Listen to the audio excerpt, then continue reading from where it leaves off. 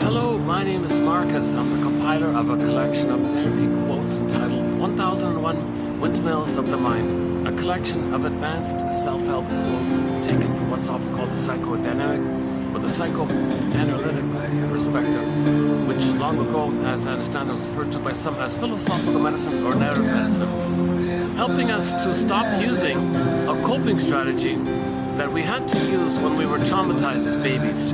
That's the theory. A lot of babies are getting what's called the pin in the collar right at birth. The pin in the collar is an image from a fairy tale that symbolizes the idea that under the collar the person's going to feel kind of flat, emotionally speaking. The jargon is flat affect.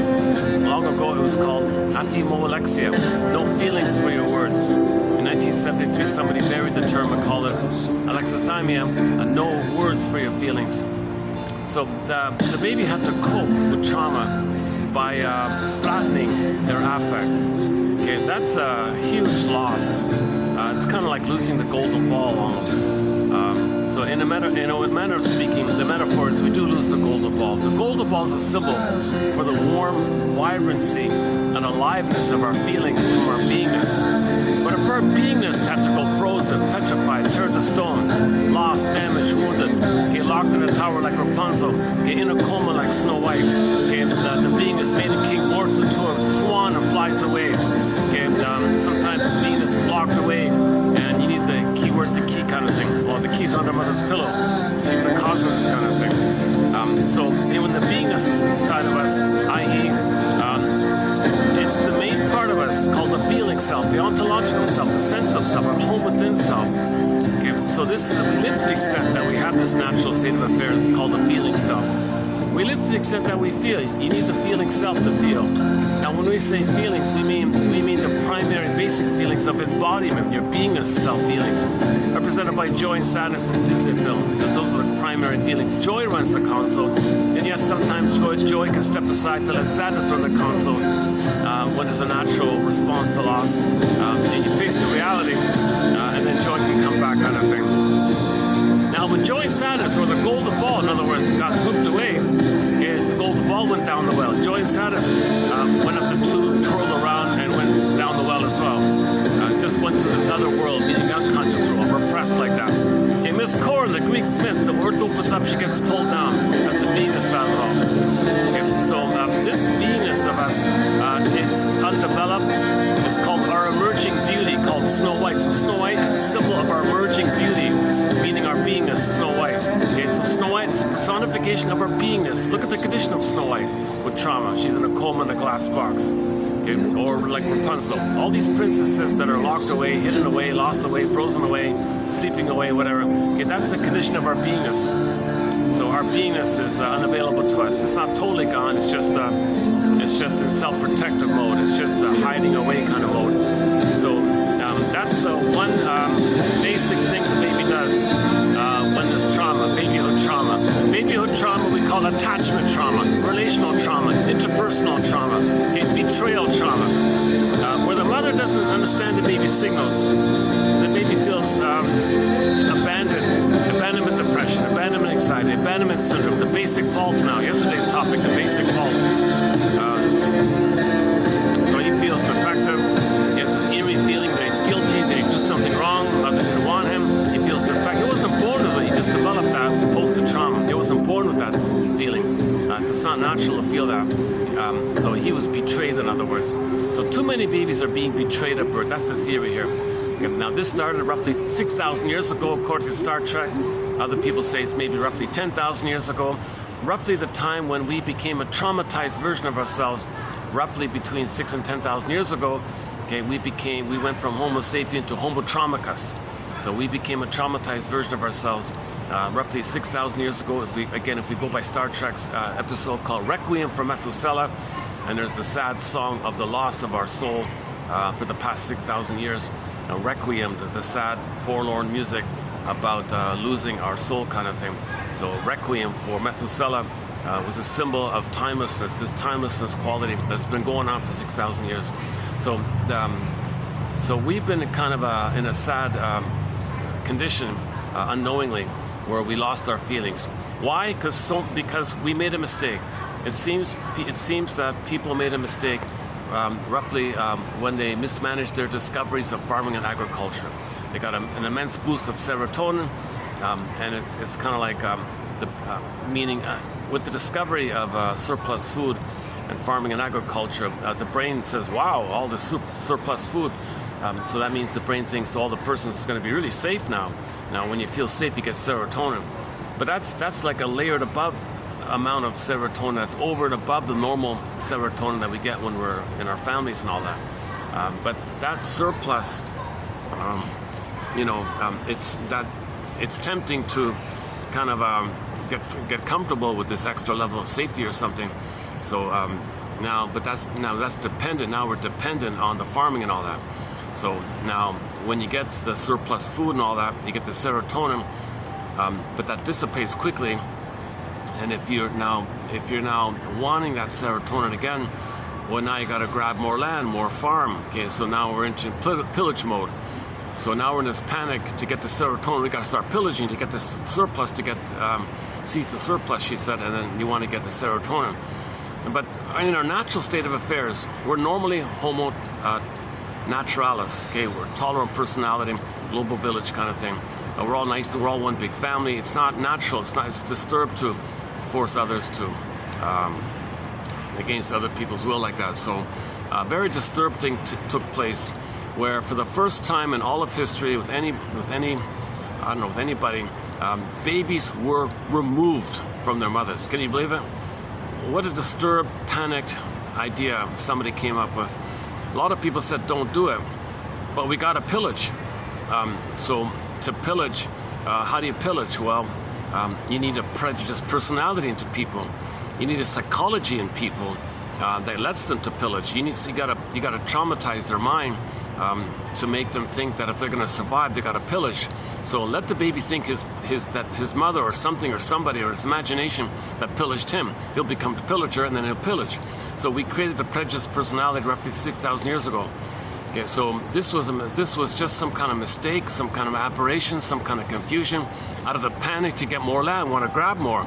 But wait a minute, there's people all around, and it's not nice. It's not normal to go against people like this. We're all one family. What are you doing here? Somebody said, well, I'm addicted. I'm like an addiction. When people are addicted, they're kind of blind or something. So for the first time ever, they started removing the babies from the mothers.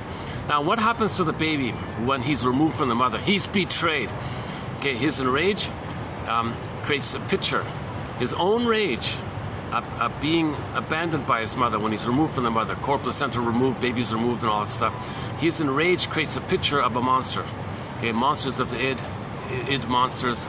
Okay, the baby's in an imaginal place. So his emotions are seen in the baby as an image, like a monster like that. But it's within, the monster's within. Okay, yesterday's topic about the forbidden planet. So now this baby thinks he's got this image here, which is his own anger, and that's his connection to the mother. And he thinks that's his mother kind of thing. And now, wait a minute, the baby's got to connect to his mother. Well, he'll connect to the image kind of thing. So the image is related to what happened to him. And so what happened to him, somebody, quote unquote, took away his embodiment. That was his inner home. Somebody took that away. So somebody out there plundered his soul like that, pillaged his soul like that, and gave him emotional poverty and didn't care, it seems. So he says, oh my God, somebody plundered his beingness, his home, like a home within his body, like his inner home, his sense of feeling at home within. It's like a home within, right? Your beingness is like your home within. That was taken away. He froze it up, he lost it. He identifies with the aggressor. That's what babies do. It's called the Faustian deal, the Faustian bargain, the Faustian pact, called identification with the aggressor. He's going to become the pillager. If he thinks mother pillaged his soul, he'll become the pillager. Okay, that's in his psychic structure. Okay, now when there's trauma, we repeat. So what we repeat is a reflection of our inner state, as above, so below.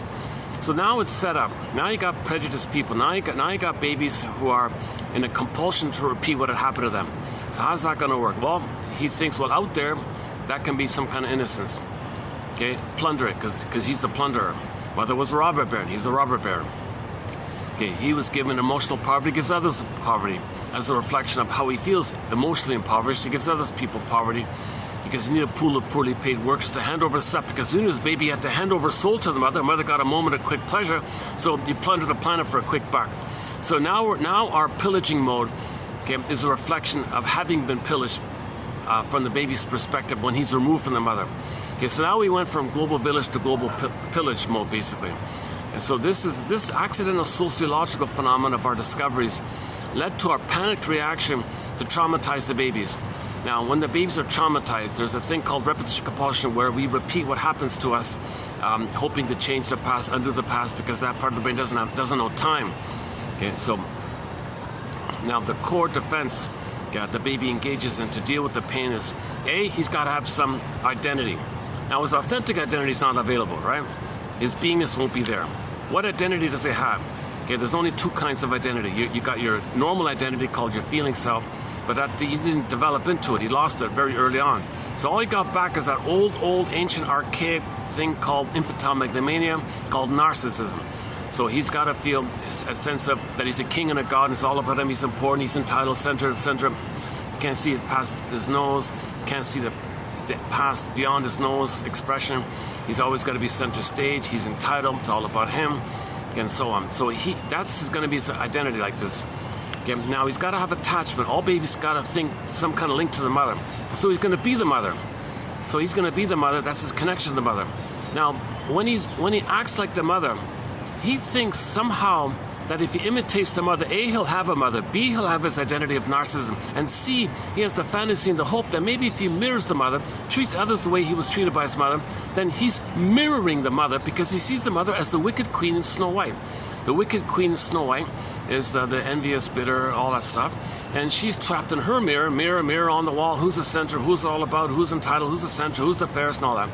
So the baby thinks, well, first of all, the baby was never mirrored because the mother was trapped in her mirror. So the baby thinks, well, I'll identify with the mother. Okay, now if I treat myself the way mother treated me, then I'm mirroring my mother with the hope that if I mirror her, I'll save her, she'll be healed, and she'll be a loving mother. So he has the hope that if he imitates the mother, that one day he'll cure her and fix her. Right? Mother, you shame me, I'll shame myself. Do you feel seen? Do you feel mirrored? It doesn't work, but the baby has some kind of hope. He's got to have some kind of hope that if he fixes the mother will love him in return, and a magical time machine will appear, and he'll get love like that. So anyways, the mother's trapped in the mirror. She's in a tenuous place where she wants the baby to mirror her. Baby, you mirror me. Baby says, okay, mother, I'll mirror you. Now, what's the mother? It's just a monster image, basically, from his perspective. So he's going to treat others the way he was treated, to mirror the mother, to have hope with the mother, to connect to the mother, so he's loyal to the mother. Now he's got to shame himself the way his mother shamed him. Mother, you shamed me. You plundered me. I plundered myself. Called shame. Now, how that's going to work, that's part A of it all. That's part A of it. A new spot here. My other spot was taken. I'm just trying this one out here. Let me make an adjustment here. Let's see if I get used to this new spot here. My God, yeah, the spot with the pyramid, it's kind of busy all of a sudden. I'll try again tomorrow, kind of thing. But this might work. I'm not sure. There's no breeze here, so I'm kind of sweating already. Okay, over there's a breeze. Okay, enough about the weather. The weather report. Okay, so let's clarify this point. When the baby's traumatized. Okay, so he's traumatized when the cord's removed. So that's a betrayal trauma. He's gonna identify with the betrayer. The baby thinks the mother's a wicked queen. She's the envier, so he's gonna become the envier. So to have a mother, he's got to hate goodness the way the mother hated his goodness. So it was set up in the beginning that he would see his mother as the envier who hates goodness. So he's got to hate goodness to have a mother. Okay, so how's that gonna work? So he's got to mirror the mother. He's gonna treat himself the way the mother treated him. So mother hated his goodness, so he'll hate his own goodness. That's called envy. So he's to mirror the mother, to have a mother, and to feel important doing it because he's going to do it. So he feels narcissistic pride doing this. So, but the pride is he'll shame himself. Mother shamed him. Instead of being the passive victim of the mother shaming him, he'll shame himself because he's going to become her. He's going to become her, and that preserves his some kind of agency of narcissistic pride and hubris and all this. So he's going to do it. He's got to have some kind of identity, so he's got to be active in some way to think that he's doing it. That's the active side of it all. He can't be passive, he's got to be active. It's passive, the famous passive and the active flip. So he's going to become the active mother like that. So that preserves his narcissism and his attachment to the mother and his hope that if he imitates her, that he'll save her. So how's that going to work? If the mother shamed him, right, and he becomes her, and he's going to live his life in a constant state of shaming himself, rejecting himself, hating himself the way the mother hated him. Okay, so how's that going to work? A lot of pain like this. Okay, so what's going to happen is the baby's anger at the baby, of course, is angry at the mother. So the baby's anger at the mother is rejected. It's going to rebound inward. Okay, so the baby's anger at the mother. So once again, anger is an expression of unmet needs. Originally, the baby wanted the connection with the mother. Okay, the life force is object seeking. So the baby's life force and energy. Mother, I want to connect with you. I need safety with you. I need you to see me, soothe me, recognize me, be there for me. Let me have a safe, blissful. I need your sweetness and tenderness. I need you to see me. I need you to see me in a way whereby when I see myself reflected in your eyes, I'll understand myself by that. I need acceptance with you, so I'll accept myself. I need your presence, so I'll accept myself. I need you to soothe me, mother, so I'll soothe myself. And so on and so. He needs this kind of reverie, and they call it reverie, mother's recognition or entrainment or understanding, attunement, entrainment, connection, reverie. He needs like a blissful kind of time with the mother.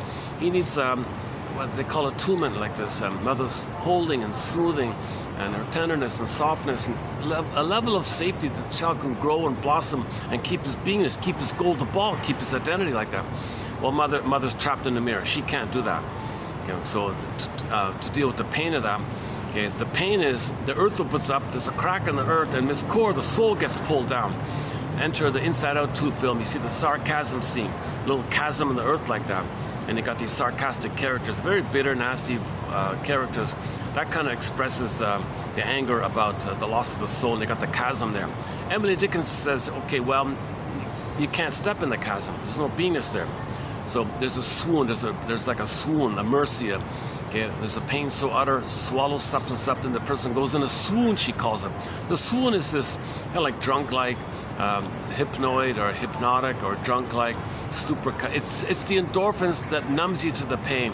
So now you're kind of like in this numb-like state, and you don't have your beingness. You go around the chasm, across the chasm, sideways around something, but you can't like be where that place is because your beingness is there's too much pain, and your beingness is not there. You feel like you're falling or something. There's too much pain around losing your soul. So because of the pain, you're in the swoon. You want to maintain the swoon.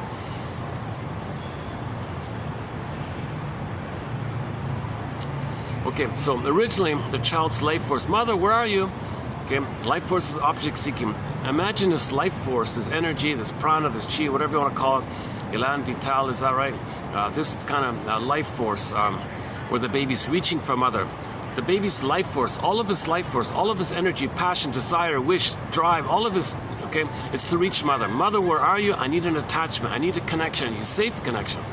I need a rhythm of safety. I need a normal connection with you. All of his life force is to latch on to the mother and have that kind of blissful kind of continuity that he had in the uterus, whereby he needs an extended social uterus.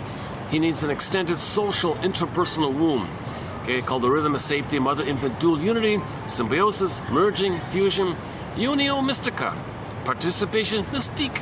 Okay, blissful oneness. He needs that kind of Garden of Eden, Shambhala, Shangri-La, symbiotic oneness, blissful oneness feeling. It's got to continue for the first 4 to 5 months post biological birth. Okay, so he reaches out for this. Okay, now if the mother's trapped in her mirror and she's envious of this, she's insulted that she's supposed to give when she feels entitled to receive, so she can't give. So she squashes this baby's request because baby, I'm supposed to give. So baby's enraged by this. Mother, what's wrong here? Now I'm going to cry to you, mother. Now my anger is going to be communicated to you to communicate that you didn't meet my needs. Mother says, I don't care about your anger. So the mother gaslights, double binds the baby. Now the baby's anger can't reach the mother because the mother ignores her. Now the baby's own anger is going to rebound in. It's got to go somewhere. It can't go to the mother. It's going to go in. Now the baby's own anger, it's going to rebound in. Now you got this rebounding, looping rebound, like a whirlpool, like a water. It's like the water can't, like when the river hits the bank or something, like the dam, like that. It's going to go in or something. It flows, but it can't just stop. It just it's not like it's still water. You got to think of it like a river. It's just moving all the time. Life force is always moving, right? So it's going to rebound in like that. So the child's own anger towards the mother is going to the body. It's going to himself. It's attacking him. Now it's destructive. Now this own rebounding anger is called daimonian energy. Okay, what Burglar calls it, to give it a name, he calls it daimonian energy. Okay, now a picture. If we were to create a spokesperson for this rebounding anger, a spokesperson, a picture. Remember the baby's anger? There'll be a picture of the anger. Well, now it's rage. Now, a picture of the baby's rage, this rebounding anger that accumulates, snowball anger, it's going to accumulate to rage finally. A picture of the baby's rage towards the mother is the guy with the horns, Diablos, devil, Satan, fallen angel, Lucifer, okay, all these kind of names, a howling wolf. If you go to the Twilight Zone, the episode entitled Howling Wolf, they had like a list of names throughout history for this character. What is it called? Belilai, and one that sounds like Amadeus. Not Amadeus, but it kind of sounds like Amadeus or something. And another one I forgot. So there's, in folklore all around the world, there's a name for this symbol that's code for, or a picture for, or picturizes, or personalizes, quote unquote, or symbolizes the baby's rage to the anger. So the devil is a person's rage to the anger. So the devil's within, because the devil is a picture of your rage. The rage is within. The devil image is just a picture. The baby's mind isn't pictorial, it's imaginal. There's no words there. So when the baby's angry, in his brain it's pictures. So the picture of his rage is something like that. It can take thousands, tens of thousands of forms, 100,000 forms, million forms. It doesn't matter. It's going to be some kind of frightening thing that's destructive. So some kind of entity that's destructive. This entity that's destructive could be the Boar Queen, the Cyclops, alien, sea monster. It can take any kind of voracious thing like that. A wicked witch. It can be any kind of thing like that. So commonly it's the guy with the horns, the cape and the horns or something, Mr. Diablos or something, because the energy is daimonian, so they got Diablos or something, maybe the link like that. So the daimonias, Diablos, the guy with the horns, sort of like the spokesperson, or he's filled with the daimonian energy. Now what's the daimonian energy? Again, it's the baby's own rage of the mother bouncing inward. So it's destructive. So first it's destructive to himself, of course. Now the body can only hold so much. The baby's own anger going inwardly can only hold so much. It'll lead to symptoms. It'll lead to hypertension. It'll attack the weakest constitutional organ, someone said. So you may end up eventually with some kind of problem in the organ system, or some nervous problem, or physiological problem. Something in the body will get damaged or go kaput finally. So the kaputness of the organ and the pain around the kaputting of the organ, the breaking of the organ, the overloading of the organ. Okay, the organ's not meant to hold all the baby's own anger. The organ can't hold all that, so it's going to break at a point. That pain from the organ point, that pain is the continuing screaming anger towards the mother. It just went detoured around like that. Okay, so the baby's anger bounced in, body symptom. Psychosomatic symptoms are the rage of the mother. Okay, so psychosomatic symptoms are the rage of the mother. So, so it's an emotional communication. Psychosomatic symptoms reveal, but also conceal your rage to the mother, because it's within like that. See, originally it was kind of overt. You see it. Baby's crying to the mother. It's relational. It's normal. Baby to the mother. There's two people like that. It now goes within. Now you can't really see it, but the pain reveals it. So the pain of the symptom reveals the cry and the scream to the mother, but it's within, so it's concealed. So the famous mysterious link between mind and body. The body bears the burden. The body keeps the score. Somatic memories, body memories. Okay, every body tells a story. So these psychosomatic symptoms, most of the time, Sarno says it's 99% of the time, or whatever, 90+% of the time. Probably, maybe he's right. Maybe it is 99 point something percent. It's psychosomatic. It's psychogenic. It's caused by your emotion and your rage towards the mother, and your mother punished you for it. She wasn't around for it. She gaslit you for it. So your rage had to go somewhere. So it went inward. So the body's bearing the burden. Now the baby can only hold so much.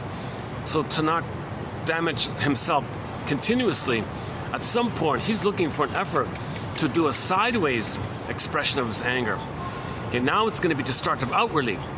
Now when it's destructive outwardly, okay, now he's got to set it up to create an excuse that someone else can stand in for himself and mother, who he's going to shame eventually. Okay, so repetition compulsion. Okay, now enter repetition compulsion. So how's that going to work? Okay, how is he going to scapegoat how is he going to create a scapegoat to create an excuse to dump his anger on, because he can't put the anger in anymore, and the anger is towards the mother, and the scapegoat's got to stand in for the mother. How can he trick himself or fool himself to believe that the scapegoat is his mother? He doesn't want to know that. He doesn't want to admit that. He can't know the truth that he's angry with the mother. He's protecting the mother. He's loyal to the mother because he is her. If he is her and he's angry at her, he needs a scapegoat to express his anger at her. But he is her. So how's that going to work? Okay, in the primary mentation, the Alice in Wonderland thinking, things can shape-shift and morph and twist and flip-flop, and there's no time. So things can happen, many things can happen on different levels at the same time. Okay, Hall of Mirrors, House of Mirrors, double think and double talk and double speak and double this and double that, hocus pocus, auto-hypnosis, double focus, flip-flop, shape-shifting and morphing and twisting, chameleon this and flip-flop this. So that kind of mentation in the baby's mind, it's all chaotic like that. And there's no time. Things that can mean that, and that can represent that. These two can come together to mean that. It's all topsy-turvy. It's all wild like that. So this is how the baby does it. Here's the theory. So first, in the repetition compulsion, okay, he replays what happened to him. So what had happened to him? So what happened to him? He cried for love. Mother said no. That's a neural circuit. It's burned in that survival brain. The wish and the fear. He has the need, mother said no. Pain. The need is still there, but the pain is there. He's got to repeat it, but he's going to receive the pain again. Now he got the rebounding anger at the mother. How does he deal with all his own anger that's continuously rebounding with him? How does he get that anger out? The body holds it. Maybe he can, maybe he can use sublimation. He can do exercises or something. Maybe he can build up his body. Maybe the body can hold more of it or something. So there's some few things he can do, but it's unlikely that no one can hold it all in. Okay, the jargon of somatization is the somatoform disorder. So it's somatized in the body like this, but it's still going on, and no body can hold all the baby's own anger like that.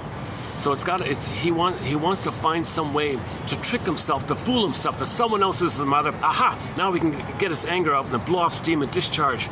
So he's getting his anger out. So the rushing energy goes up to the wall, goes to the end, and some of it goes to the side. It goes in, goes to the side, goes into the side, and he's just doing it continuously. And if he doesn't know what's going on, he could spend his whole life doing it this way. And he may spend more and more on the outside to protect his body or something. So how's that going to work? Okay, enter repetition compulsion. In trauma, we repeat. So the child's going to repeat what happened to him. So in the Faustian deal, when he repeats what happened to him, he doesn't play himself anymore. Okay, he plays the aggressor, the envier.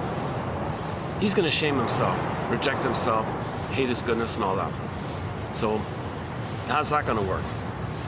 Okay, let's quickly enter the record, the metaphor, the 45 record. Okay, so neurosis means you dealt with the pain with the mother and you're frozen, stuck with it your whole life. That's neurosis, dysfunction. So as a baby, you coped in some way with defense mechanisms, splitting, identification to the aggressor, okay, repetition compulsion, okay, rationalizations to cloak and camouflage it. You did all these tricks in the mind when you were traumatized with the mother. Neurosis means you froze that set, and that set of things you did with the mother, you do it to everybody all the time your whole life. That's neurotic because you're not enjoying the present. All time is still that past. You don't really enjoy the present. You're in a swoon, you're drunk like. Now you're going through the motions of life, sleepwalking through life. Yes, the ego splits. Yes, you can drive a car and pay the bills. Yes, you can function, but you're not really in the present. You're still in the past. So neurosis is the petrification of this conflict, the wish and the fear, this conflict, the need. Mother said no, this conflict still has the need, but the pain says no. Simple, basic, Pavlovian, classical conditioning. Okay, he's afraid of the pain, but he still has the need. The wish and the fear. This is a conflict. It's frozen. It's petrified. It's set in. It's repressed. It's denied. It's unknown. It's going to make the person neurotic. Neurotic means you spent your whole life with this issue called, yesterday he called it the basic fault, abandonment depression, abandonment syndrome. Okay, this unresolved issue with the mother where she failed you and you didn't get her love to be yourself. And because she hurt you, you lost yourself. And it's too much pain to live without your soul. So you're always in the amygdala mode, with thinking the world's a monster and everything's all about jungleism. So that's disturbance. So jungle slogans and prejudice, that's a sign of the very early on trauma with the mother. It's dysfunctional because the world isn't your mother. You're not in the nursery. We're all one family in a beautiful planet, you know, but we're acting chaotically, like we're still fighting with our mother in the nursery time, and we transfer. Okay, due to the compulsion to repeat, we transfer the past to the present, and the present becomes a reflection or a repetition of the inner state. As above, so below. So we're going to behave sociologically based on the template, the working model, the script, the schema, the curse, okay, the memory that we created, and it's frozen, set in. So the baby dealt with it. He coped with the trauma in a variety of ways. Okay, he developed an insecure attachment style. Okay, he developed what's called a reactive attachment style, a disassociative attachment style, disorganized attachment style, unformulated attachment style, anxious, avoidant. Today, one guy calls it what do you call it? A violent attachment. I guess that's the reactive one, right? One guy calls it the master, the master. I don't use that phrase, master-slave attachment. Yikes! Ugh. But he also called it the S&M. Like emotional S&M attachment, sadomasochistic attachment. So there's a perverse, disturbed attachment. The baby's got to attach. He'll accept a disturbed, perverted attachment with the mother than have no mother. He'd be a goner with no mother. So he'll make the compromise of relating to mother in this perverted, disturbed way where he's got to sell his own soul, not develop, not be himself, give up development, give up loving being, give up trust, affection, give up knowing his uniqueness, sacrifice the ability to have gratitude, making I statements and tenderness and affection, generativity, and positive loop, positive generativity, like a fountain of love, where we're mutual relating, where two people are people, and they kind of have a fun, playful creativity when they're growing and sharing together. They'll give up that stuff. It's a luxury to them, they think. They're just, they think they were gone with the mother. Mother was a monster, fighting with the monster, their own anger. They're fighting with their own anger. So that's like a survival issue. If mother abandoned them, they think they're a goner, so they gotta fight with the monster like this. So then they repeat the thing, hoping to change the past. So neurosis means you develop certain things in the mind, okay, and you coped with it somehow. You froze your soul, you identified with her, and you're gonna repeat, and so that's neurotic. If you keep repeating, and every day is a new edition of the past. Okay, and even in your 80s, you're still doing the same old thing. Okay, so the burglar's metaphor for this is every neurotic is a music enthusiast, but he only has this one record, this 45, the Cry for Love, let's call it. He carries this 45. Okay, and side B is the same song as side A, or there are no grooves on side B. The point is there's only one song, the Cry for Love. He carries his only tune with him everywhere he goes. Every time, in every new situation, new relationship, new job, new place, new interaction, in every new situation, he's going to reel off his only tune. He's going to, with never-ending fiery ardor, burglar says, he spins off his only tune. Meaning, in the present, okay, he's going to recreate and reenact that thing with the mother in the past, but this time, he plays the shamer. She shames himself, yes. So, he doesn't want to know that he's shaming himself. He wants to protect the mother because he is the mother. He wants to whitewash mother's lovelessness. He wants to cover up the crime by the mother. So he doesn't want to know mother hurt him. He can't handle the truth that mother hurt him. He doesn't want to believe mother hurt him. Okay, on this point, go to the Twilight Zone episode, Need to Know, for a quick parable for this. He'd go nuts. He couldn't know the truth. He can't know the truth. The baby cannot know the truth. No way, shape, or form can the baby believe his mother is using him, double binding him, shaming him, rejecting him, using him and Mother, you're using me? You think I should take care of you? Holy mother, you don't remember that you were shamed, so you need to shame me in your attempt to remember that you've been shamed? Mother, you think I'm angry because you think that means I'm just like your mother who rejected you, and you think I'm rejecting you? I'm not rejecting you, mother. Where do you get these disturbed thoughts? Baby can't believe the mother's kind of so confused like this. The mother's impaired. You see, the mother is impaired, transferring her beta elements, like her conflict to the present, because the mother's present is called her presenting past. So the mother's past goes to the present, and the child is pulled into her past. So the baby's caught into this swirling issue. Oh, the disadvantage to sitting here, they got all these announcements and lengthy sales announcements or something. I wonder if I can go back to my spot. It was kind of a pity. Let me take a peek to see if by chance I can go back, because I much prefer the pyramid spot. Oh, listen. Oh, it's not bad here, yeah.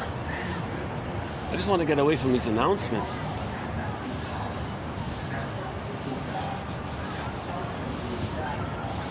Oh, the kids are all out in full force, so maybe not.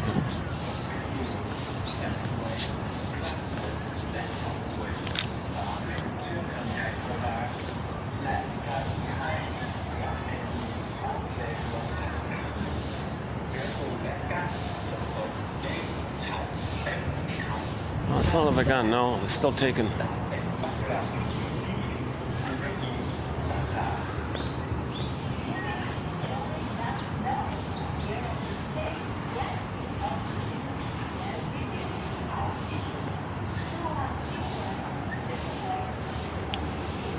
Nice to see the lanterns.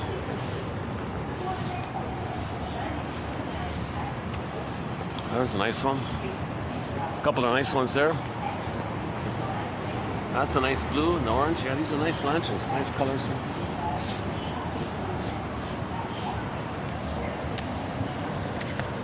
Oh, the announcement's still going on, eh?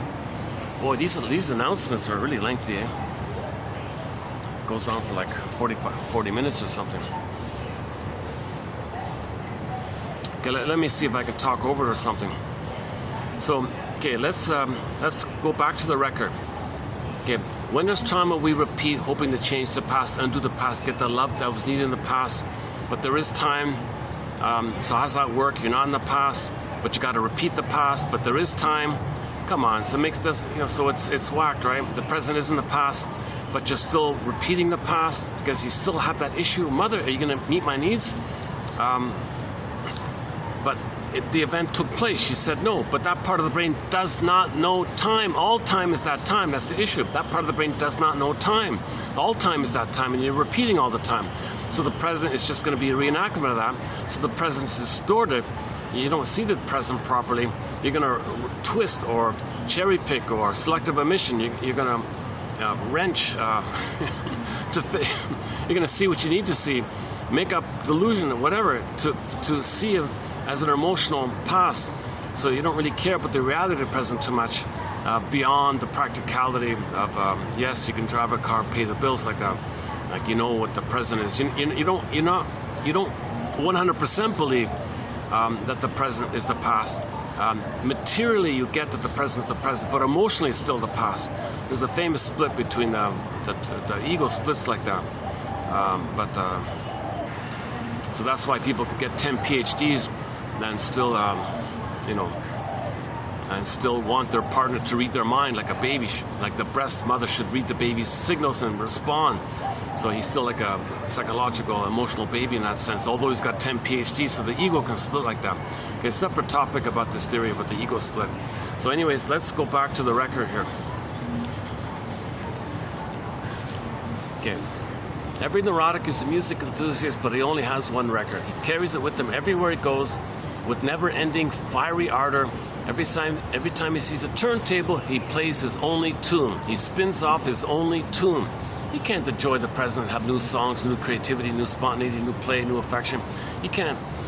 The present is still the past. That's his tune. He replays his only 45. Okay, he's stuck with this. That's neurosis. He's stuck with this one loop like this. Okay, so, but every time he plays the record, okay, he doesn't want to play. He can't play it. Okay, now we're talking about people who are traumatized more earlier on, in the basic fault area, in the paranoid schizoid mode of experiencing, Melanie Klein's theory, i.e. before 18 months, in the stinger mode. Okay, that leads to the bully patterns, Iago patterns, narcissistic patterns, lower functioning BPD patterns, okay, all these kind of jungle mentality patterns. I mean, it's personality patterns which you can know by their negative humor, by their jungle slogans, my greedy, your greed, stuff like that. And they always think the world's a jungle because they're still coming from the place where they thought fighting with the mother was like a life and death battle with the mother. So it's like a jungle, like a wild jungle like that. So that's a perversion because we're not in the nursery with the mother and she's misattuned and resentful and you're fighting with her and you're trying to change her and in your rage you want to control her, so it's like a fighting kind of thing. So this attitude, it's code for that kind of time, it's code for that trauma. Jungle slogan mentality is code for trauma in the nursing time. You know,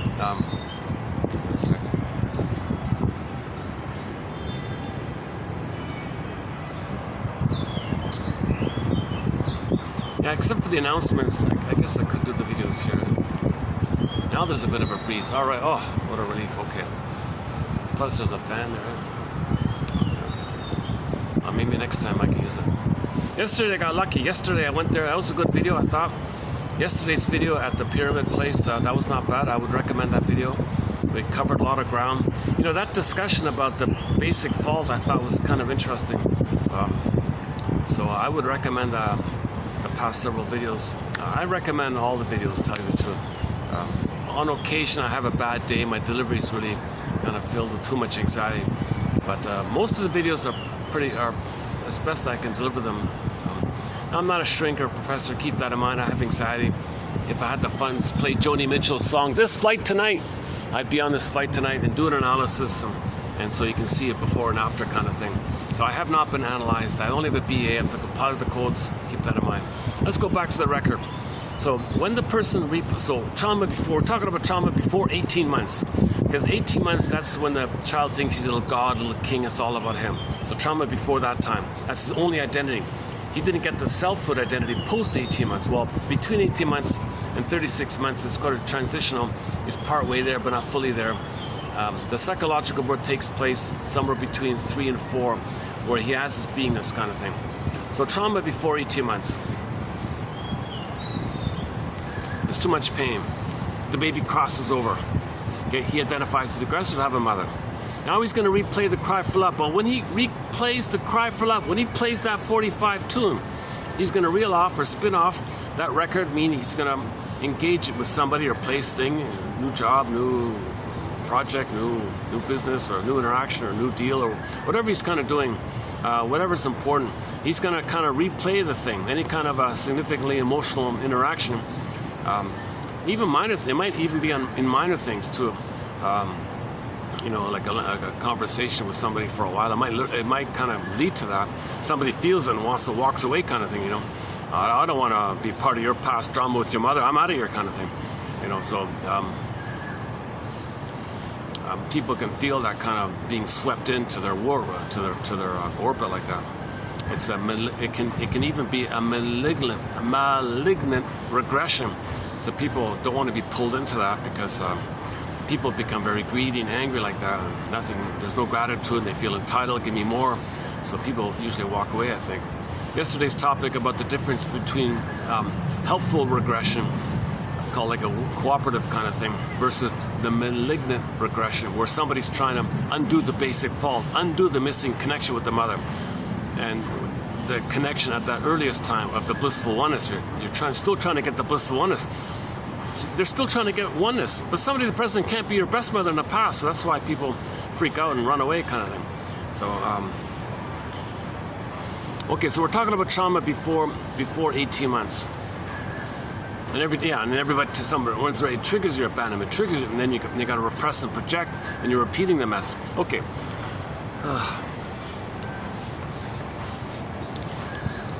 I guess maybe I gotta calm myself down here a little bit. Maybe I can try to change my setup here. Is that okay if I do this? This chair isn't the most comfortable. It's not too. It's too narrow. It's not too comfortable, and it leans back too much, kind of thing. It doesn't have that kind of. I feel like it's gonna tip. Yeah, it's easy. It easily tips over if I lean back, kind of thing. Jesus. Oh my goodness, eh? It's not very stable at the back. Why is it so? I gotta put something on the back or the back legs or something to raise it up or something. Maybe then it'll work. Okay, let me try it a bit. I gotta calm down. I'm speaking too quick and choppy way here.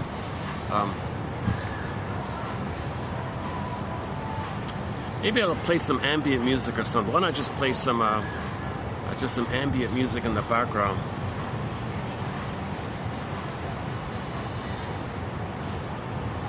Okay, give me a minute to find some music. Hold on a sec. Let's bring up the speaker. Okay, let's play some ambient music here. Okay, hold on a sec.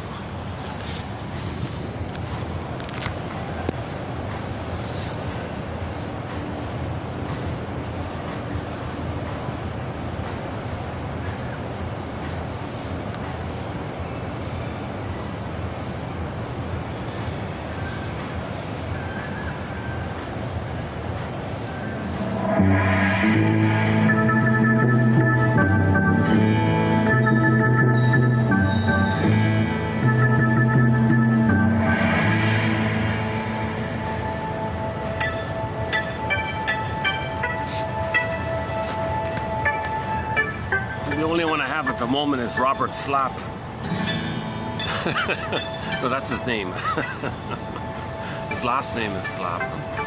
He's a well-known New Age musician. This is a cassette rip called East of West. New Age music by Robert Slap, East of West. I don't know if you can see it, but part of the appeal is the image on the front cover of the. You're not going to see it, but on the front cover of the cassette. Oh boy, Jesus. Yeah, you can't really see it, can you? It's too dark, huh? Can I get some more? Hang on, maybe I can get the contrast thing. There's a little boy riding a water buffalo, and he's playing a flute. That's a symbol of the ego. Okay, that's sort of in charge kind of thing, and your unconscious is not wild or something. So the conscious runs the show. Okay, that's like the Jane mind, the both and mind, the conscious adult ego. So ironically, the little boy means your healthy ego, and he's playing the flute, meaning he can soothe himself. He plays the flute, he can soothe himself. Plus, there's a communication between him and the unconscious. So there's like some kind of cooperation between the conscious and the unconscious, and the conscious can control the feelings, not the feelings control the person, kind of thing.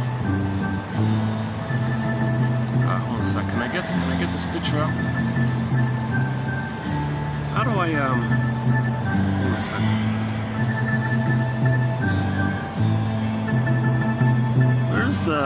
Where's the contrast?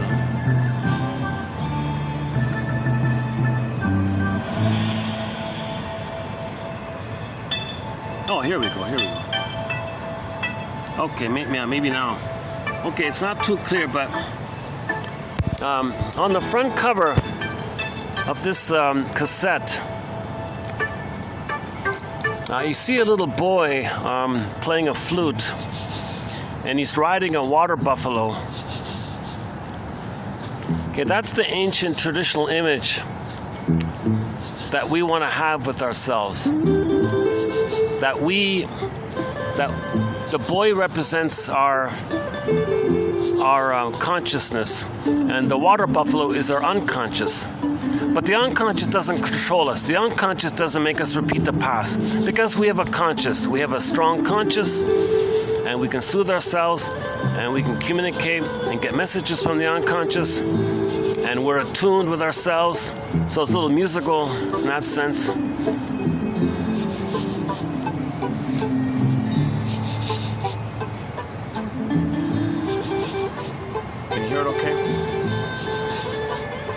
let's give it a try. It's about 30 minutes long, so let's see how it plays. I think I once tried to play this in the past. So let's see if it calms me. Yeah, I had a few little hiccups setting up, interruptions. I set up and these people came and other people came. I set up a third time. I waited a while and then some annoying character came. So maybe I'm feeling a little, maybe I'm feeling slightly triggered or something. I gotta get the flute and play the. I need that image for myself. That's a good image. The little boy playing the flute, calmly riding the water buffalo. So he's got the benefit of the embodiment. He's got the energy of the embodiment, the water buffalo, and he's conscious in the present, and he can decide where he wants to go. You know.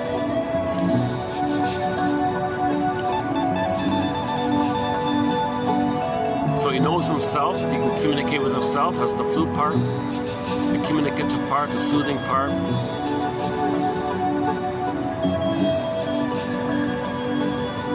See, if the little boy wasn't there, you know, that water buffalo might just go wherever it wants to go, right? So we want we want to be able to make conscious choices.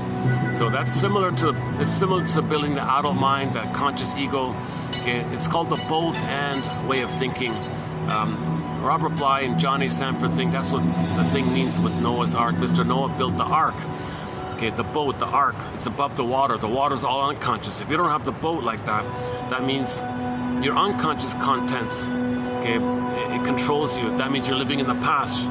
You're always repeating the past as unconscious forces. You don't even know it. So if you want to live in the present, you need to resolve either or thinking, the symptom of trauma, and get a both and way of thinking and the mourning process. And then you get a conscious mind like that. Then you can be in the present, enjoy the present, and love in the present, live in the present, enjoy the present, have lots of songs in the present. But if you don't have the ark or the Jane mind, the Jane mind is in reference to the Three Faces of Eve film, where in the beginning she was Eve white or Eve black. That's splitting either or, that's unconscious. Frozen child, freezing parent, repeating frozen child, freezing parent, okay, helpless child, okay, or the aggressive mother, and you're always stuck like that. Okay, well, you psychosynthesize. It's not either or. You gotta psychosynthesize either or and find something that's inclusive. And then you got a new thing that includes the previous two things. That's called the Jane mind in the Three Faces of Eve. So she was Jane at the end. Okay, so in the beginning she was Eve white or Eve black. Okay, dysfunctional, a lot of problems. The daughter was depressed around her. When she was Eve white, she was depressed. When Eve white, she was scary and dangerous. The child had to go away for the protection. She went to therapy and became Jane. When she was Jane, she was healthy. Eve white, Eve black poofed away. And she was Jane. The daughter was relieved. Thank you, Mother, for being Jane. Thank you for finding your adult self, your real self, your true self, your both and self. I love it when you're Jane. When you were Eve white, you were gloomy, bringing me down. When you were Eve black, you scared the hell out of me. I'm so glad, Mother, you're Jane. And then the daughter came back and she got a new husband and rode off into the sunset. So the Jane mind or the arc mind, or like the both and mind, it's the third side of the coin, and you stand up the coin on the third side. It's like vertical thinking, and includes the two sides. Three-dimensional thinking got three sides like that. Vertical, it's broader, it's more inclusive. Every story has two sides. You find the third side of the story that holds the other two sides, just like the third side of the coin welds or holds the other two sides. Okay, go to Route 66, 2599, the fifth one down. Some of the best quotes in our collection come from the classic TV show Route 66, and the fifth one down is about the third side of the coin. That's a great quote like that.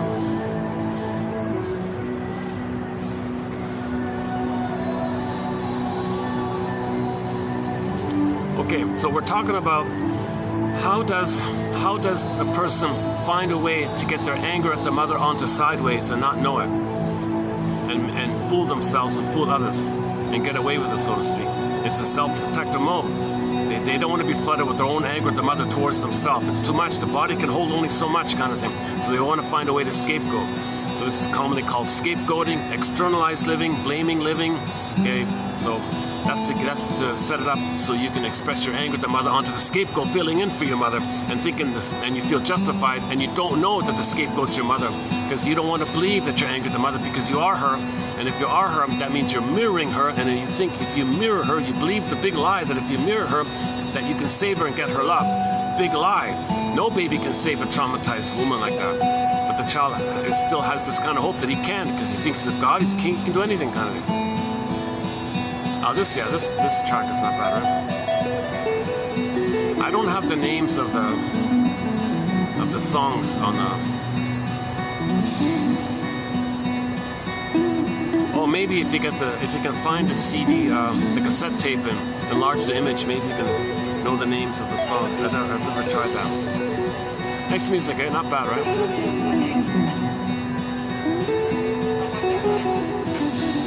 Oh, there's the guard taking a smoke break. I guess I'm sort of in the smokers area here.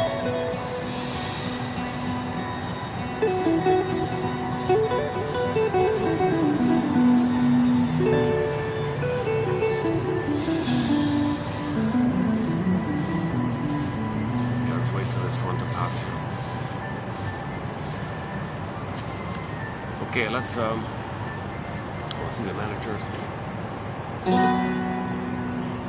This one's also okay, right? I like it's the zither, right? The plucking, the traditional ancient plucking string instrument. The zither, right? The zither, is that right?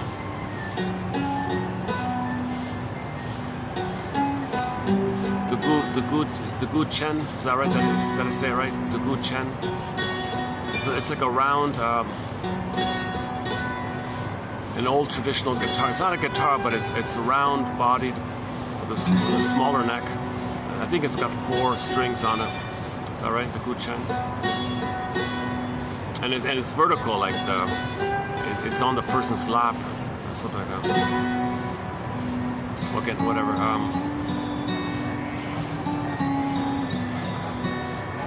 Typical California New Age music.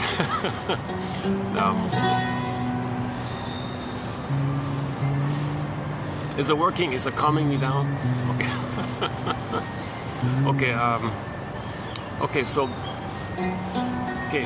I'm still trying to get to the answer. I'm still trying to answer the question: how does the person scapegoat, and so he can protect himself and protect his mother, because he doesn't want to believe that his mother hurt him. He doesn't want to believe that his mother failed him. He doesn't want to believe that mother used him. He can't handle that kind of truth. He doesn't want to know that kind of truth. He doesn't have enough of an ego. He doesn't have enough of a kind of a conscious willingness to face the truth. Okay, play that famous clip. He can't handle you can't handle the truth, kind of thing. So he doesn't want to handle the truth. Okay, he's still in an infantile bond to the mother. He is the mother, and he doesn't know how to unblend with the mother if he is her. Now he is angry at her, but he is her. So how does he express his anger at his mother if he is her? And he needs an identity, and he doesn't know how to mourn yet. Plus he's got to deal with his anger at the mother.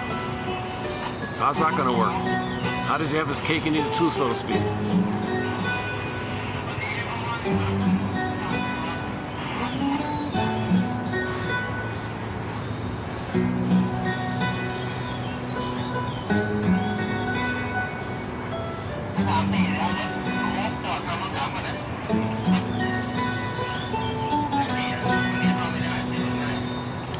Maybe this is not the best spot, huh? If I turn around, what if I do it this way? Oh, then I got these people.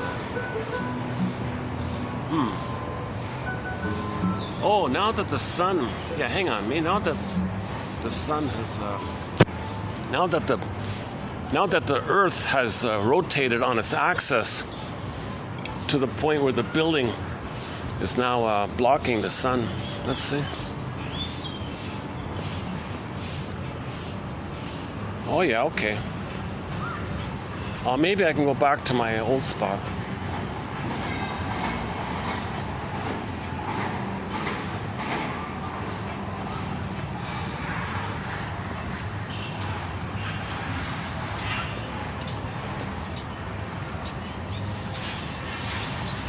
Some people running in front of me, running by, get a little uncomfortable, I think.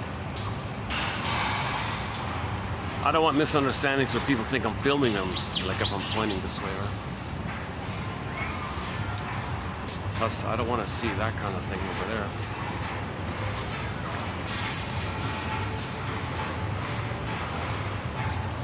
Okay, sorry for the logistics here. Son of a gun, eh? Somebody took my spot, basically. Huh? Jesus Christ.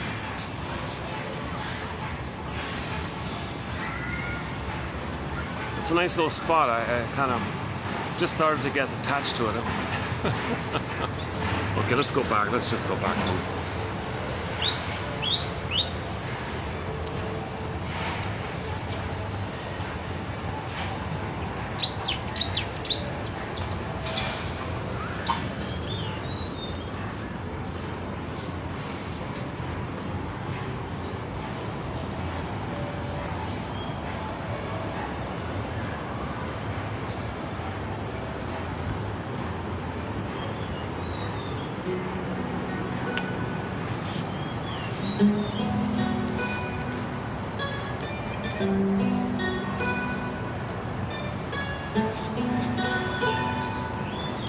So yesterday's topic was the basic fault, this abandonment syndrome.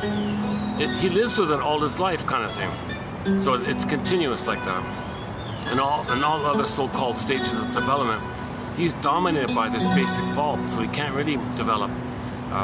So it's just masked over, but the underlying issue is still going on.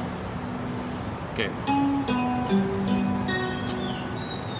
So the quote-unquote basic fault here, this eerie feeling that mother didn't love you, this eerie feeling that mother abandoned you, it's an eerie feeling, right? Like you feel defective like that. You're not defective, but you feel defective when mother abandoned you emotionally. We don't mean her physical presence. We mean her the absence of her emotional presence, her quote-unquote false presence. We mean that. Is that it? Maybe one more, okay.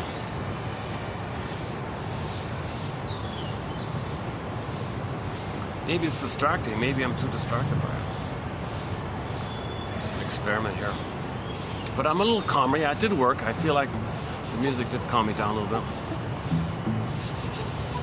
Oh, this one's okay. This one here.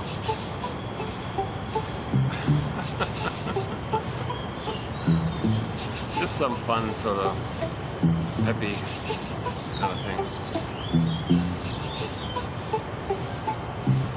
Okay, so when the person recreates the past and the present is called the presenting past. Due to the compulsion to repeat, they're going to transfer the past to the present. The present is a new edition of the past. Repetition compulsion, still trying to get this unresolved issue resolved. Still trying to get the completion with your mother's love. And because of the pain of it all, that makes us repeat. And when we repeat, that means the present is not the past. So that means if the present is going to be like seen as the past, so we transfer the past to the present. That's called transference. And when you act it out, it's called transference acting out. Okay? Now, it's not related to your real needs. So in the present, it's only symbolic of your real needs. So some people call it symbolic acting out. Okay? So this is neurotic. So neurotic needs or symbolic acting out appear on the scene when the real needs are unmet. If the real needs are not met, you're not neurotic. If the real needs are unmet, you become neurotic. Neurotic means symbolic acting out or transference acting out. Symbolic acting out. Symbolic acting out. Because no pint of ice cream is mother's sweetness. No bottle of wine is mother's spirit. Okay, no winnings from a slot machine is mother's love goods. You know, nothing like no money you get in the present is mother's love in the past. Yeah, this one's good too. Yeah, and there's several good tracks on this album. Eh? Yeah, this one's a good one too.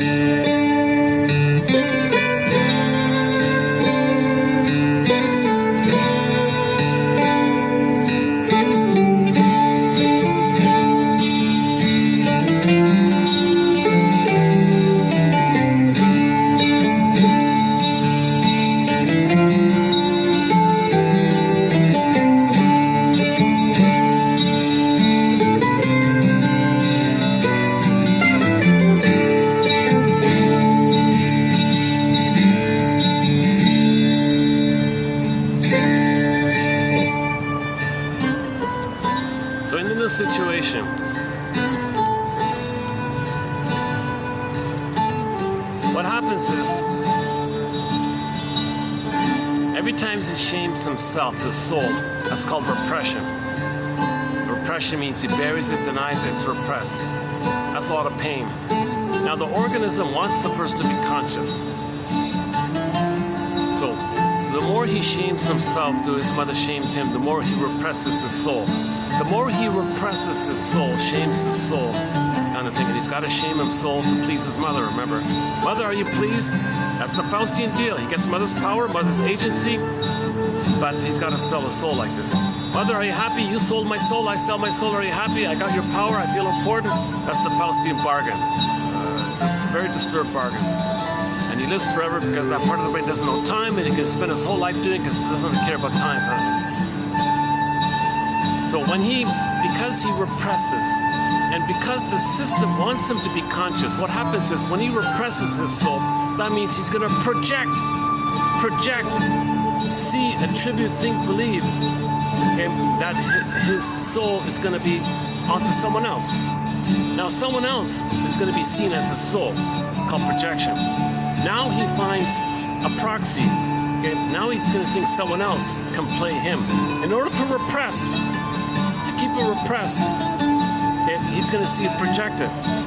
Now in the projection, he thinks the projected person is him because of the repression he projects. The projected one is him. So someone else is him wanting love, crying for love. So when he replays the thing, when he plays the record, he cried for love, mother said no. Oh, the proxy can play him. The other person can play him. The scapegoat one can play him, right? Yeah, he plays the shaming mother. Now since he thinks the scapegoat is him and he's the shaming mother, and he replays the thing, he rejects the scapegoat. Okay? Because that's his loyalty to the mother. See, mother, are you happy? I rejected me. But he sees his me onto the other. So he rejects the other, thinking he's rejecting himself. So he's doing both. He's repressing himself, projecting onto others. Oh, that's okay. I think the manager guys checking me out here. This is a new location, so maybe that's the issue here. Either he's going to say leave him alone or let's kick him out, I'm not sure. Oh, son of a gun. Maybe I should go back to this. That side part was okay.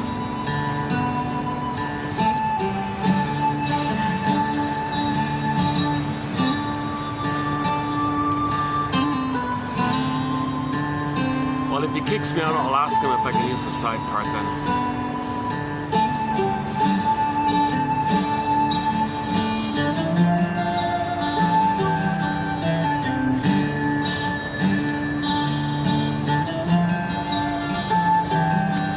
So let's finish up here. So he's got to replay the thing. The proxy plays his soul. He plays the shaming mother. Okay. So the mother rejected him. He becomes the rejecter. The proxy is him. He rejects the proxy who's him. That gives him a sense of narcissistic identity. It gives him his attachment to the mother. It gives him the hope that he can save the mother.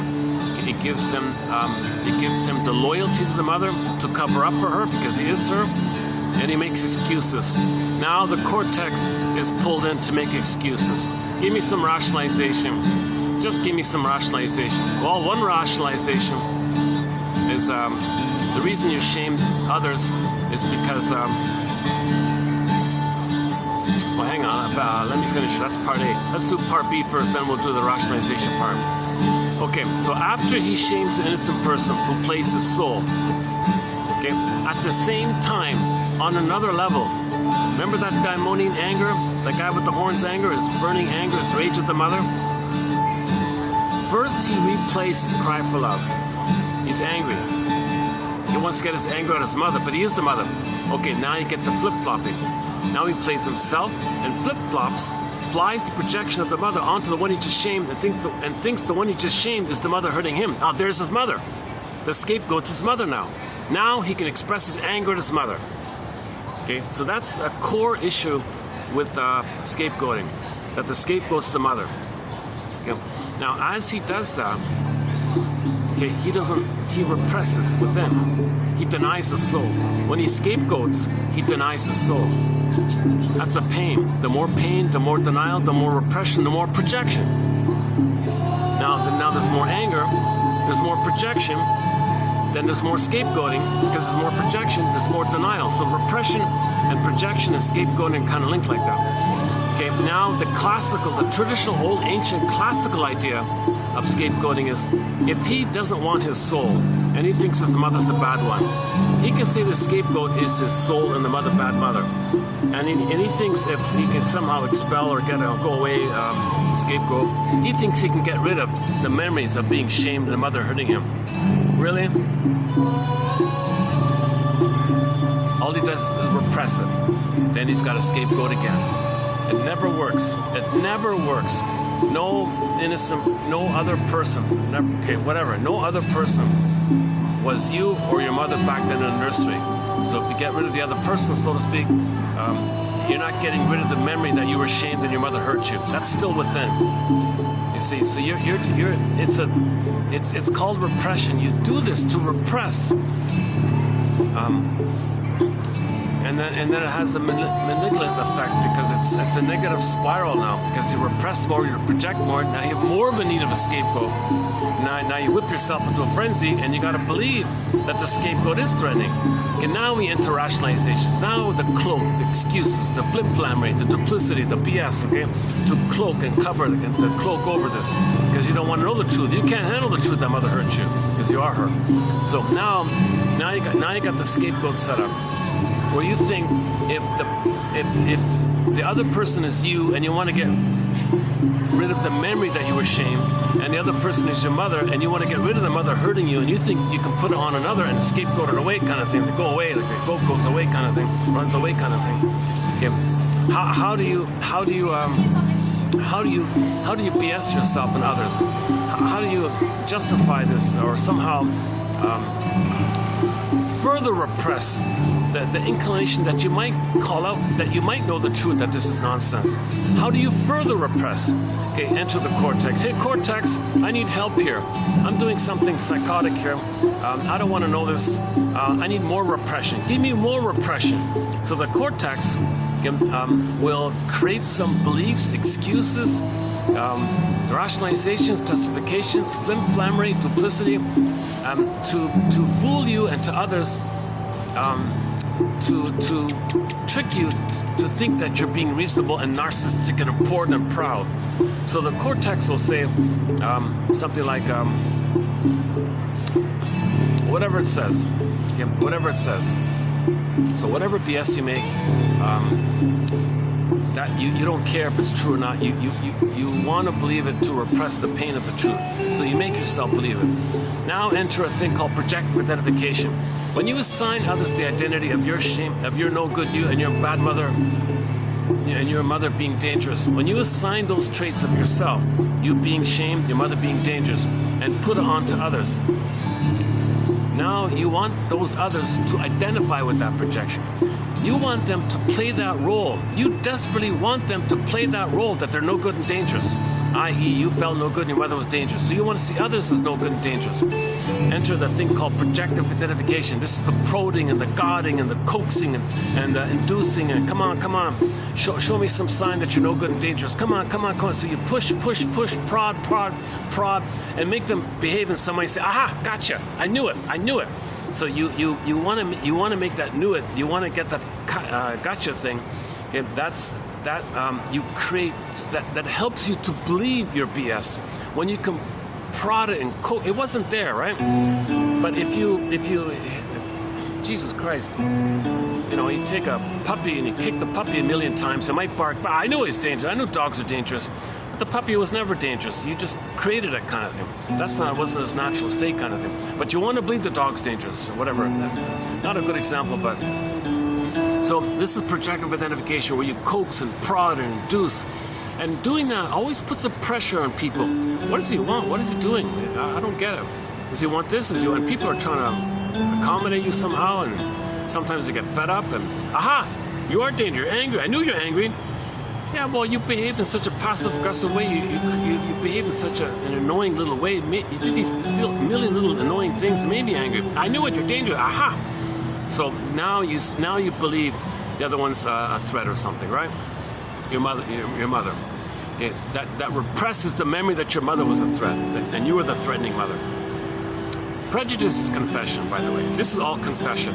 All this projection is a mirror to notice within. Projection is the means of bringing repressed material to your consciousness. Laughlin calls it a mirror defense. Like you look in the mirror, you see it's within. Okay, so the idea of monsters of the id. Okay, oh yeah, another part of it is your own rage at the mother. It's a picture. You describe the picture of your rage. You describe that picture and superimpose those traits of the picture onto the person. Describe the other person as possessing those traits of the picture. Double nonsense, because the picture is just your picture of your own anger. It's not real. It's a symbol of your anger. You describe the symbol and put the symbol of somebody else and describe them as having to think it's double unreality.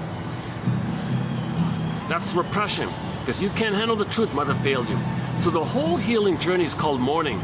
But to do mourning, you gotta call a spade a spade. My mother didn't love me. She was impaired. Why did my mother love me?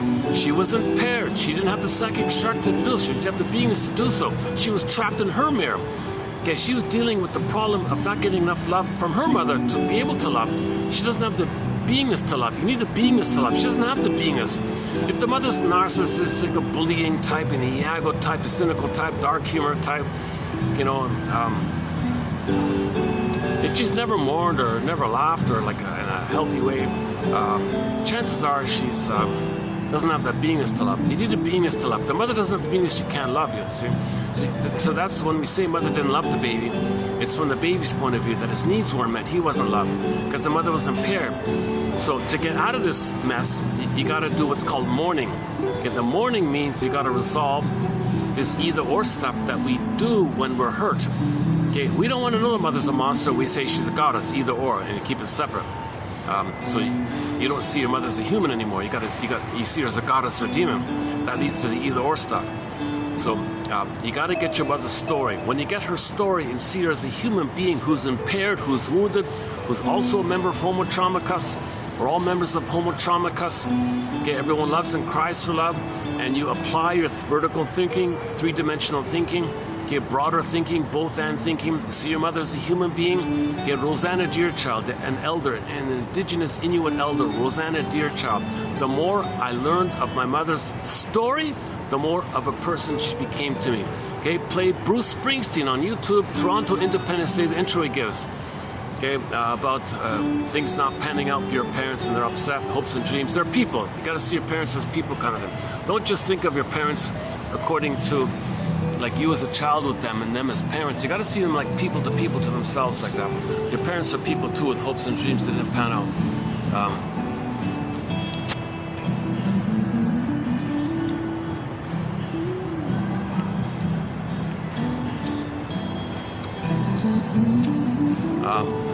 I just went on an inarticulate rant, right? a bit of a rant, a little bit inarticulate. I wish I could. Let's see if I can smooth it out in future videos. I'll try to smooth it out. I want to smooth them. I want to smooth out my rants so it's more helpful, and so people don't get distracted by the way I'm saying it. I want the focus to be on the content, not so much on how it's being said. Hard to do, I know. I also get distracted by the way things are being said. I also get distracted. So that's why it's about the quotes, and try to focus on the content, and just keep in mind, yours truly, I have not been analyzed. I'm not a shrink like that, and I'm trying to learn this perspective myself. Hard to do, I know, but okay. So how the person gets their rage out of the mother, and it's got to go sideways. That's destructive. Okay, now. Bergler explains that when Freud said eros thanatos, that was a metapsychological prop. A prop. It was a teaching aid. There's no instinct like this. It's not natural like this. The water just meant to go to the mother, and it's meant to be like a flow of a connection to the mother. But it was blocked. Anger went in, and then it goes to the sideways. That's not a biological thing that's supposed to basically happen. It's an outcome of the trauma. It's an outcome of the trauma. It wasn't born to be like that. He was born to be loved. He was born to have his beingness. From his beingness, okay, his meaning and pleasure and loving life and a path with heart. And the beingness means you have your Gould above, that means you're ethical and virtuous and moral. That means your doing is ethical and virtuous and with morality, because you have your feelings. That's the maiden king. The maiden, the feminine, is the king, maiden king. So maiden is code for the feminine. Okay?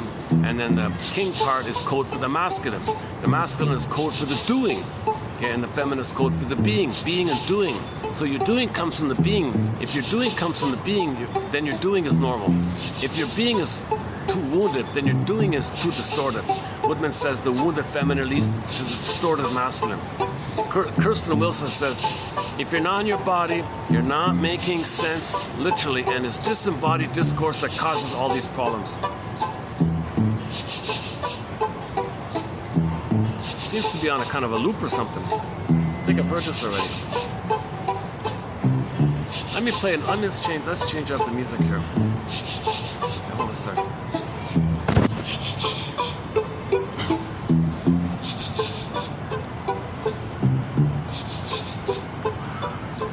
Oh, that's the end of it. Oh, I see, okay. Does it show up better now? Oh, that was the end of it, yeah. Does it show up better now? Can you see the boy playing the flute, riding the water buffalo?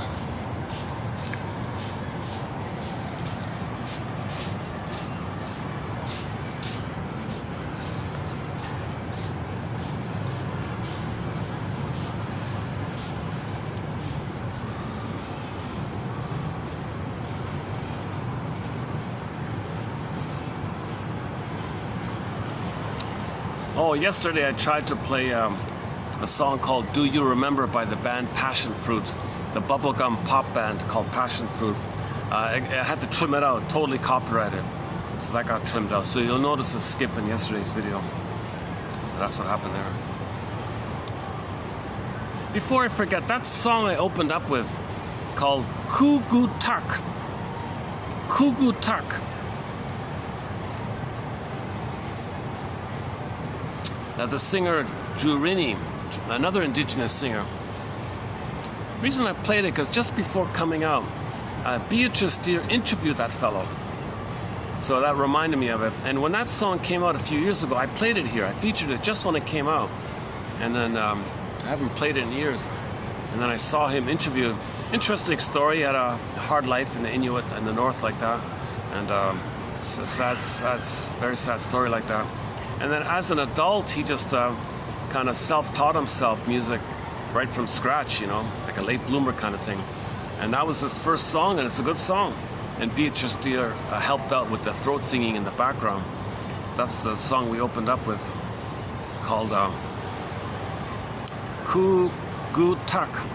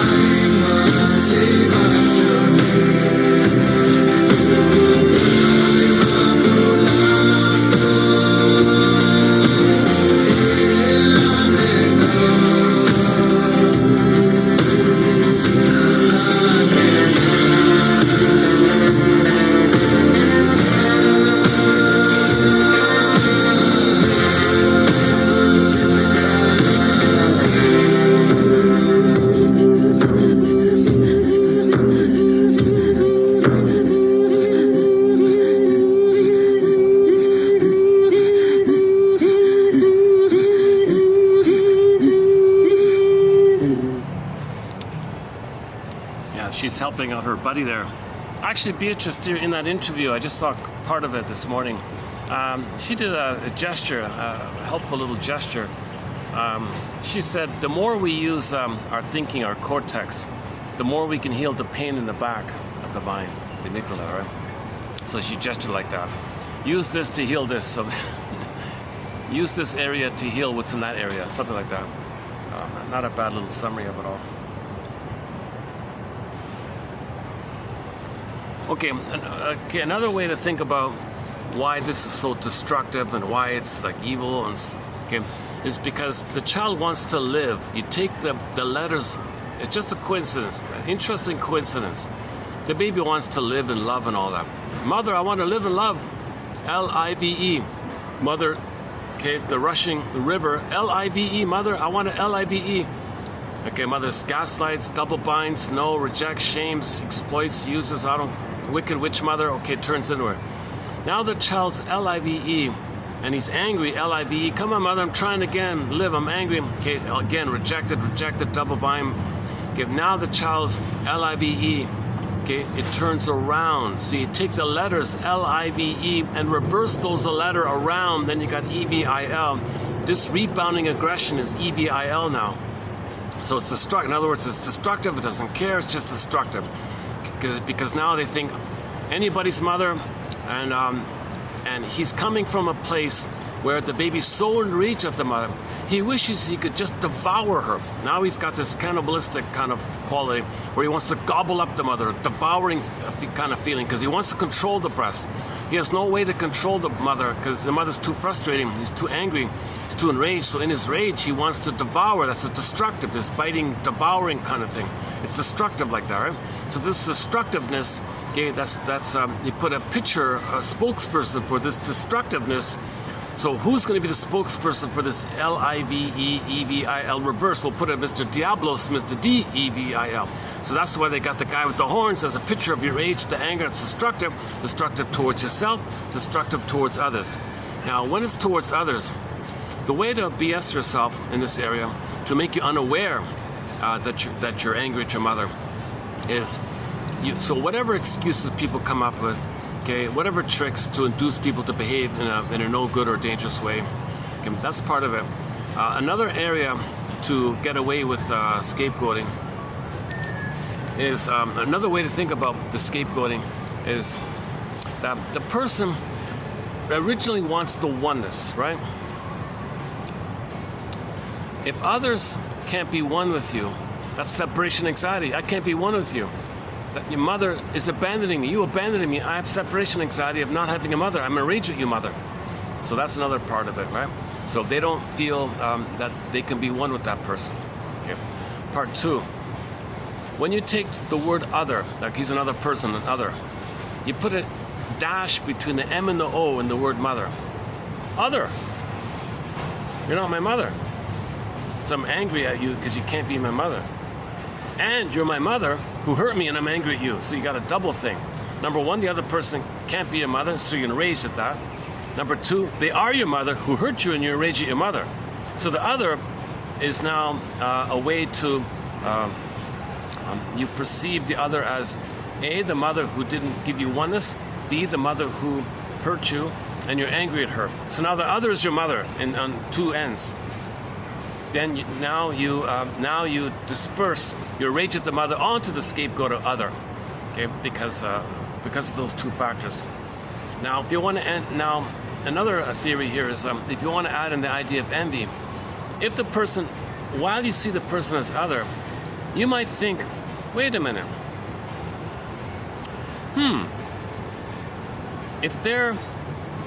were they loved? That's a source of jealousy. If they're like if they became different from their mother, if they're the other from their mother and they were loved from their mother, that's a source of envy. Now, the person enraged, they've got to hate goodness. So if they see the others having some kind of goodness, okay, that's a source of envious feelings. So they want to squelch goodness to be loyal to the mother who squelched their goodness, because they become the squelcher, mirroring their mother who squelched their goodness. So to have a mother, they got to squelch goodness. That's called hatred of the good. So if the other is seen as having some kind of goodness, i.e. you might think they're a little different. Wait a minute, they're a little different. Does that mean they differentiated from the mother? Now, if they differentiated from the mother, that means they were loved. Wait a minute. That means they have some kind of goodness. For me to feel safe with my mother, I got to reject goodness. So they got to reject others. They got to reject the other if the other is seen as having something good, because they're different. Different means they were loved to be different. So that's another kind of angle on the theory about the scapegoating. Okay, those are sort of 4 or 5 points on prejudice. Okay, and all this activity represses. You believe the big lie that one day if you save her, she'll turn around and a magical time machine will appear. You'll go back to the nursery and mother will say, I'm sorry for what I did. Let me do it right this time. Give you the love that you should have received. Get the proper wiring, and then so you can differentiate and be yourself. Okay, you believe this big lie. No time machine. It's not going to happen.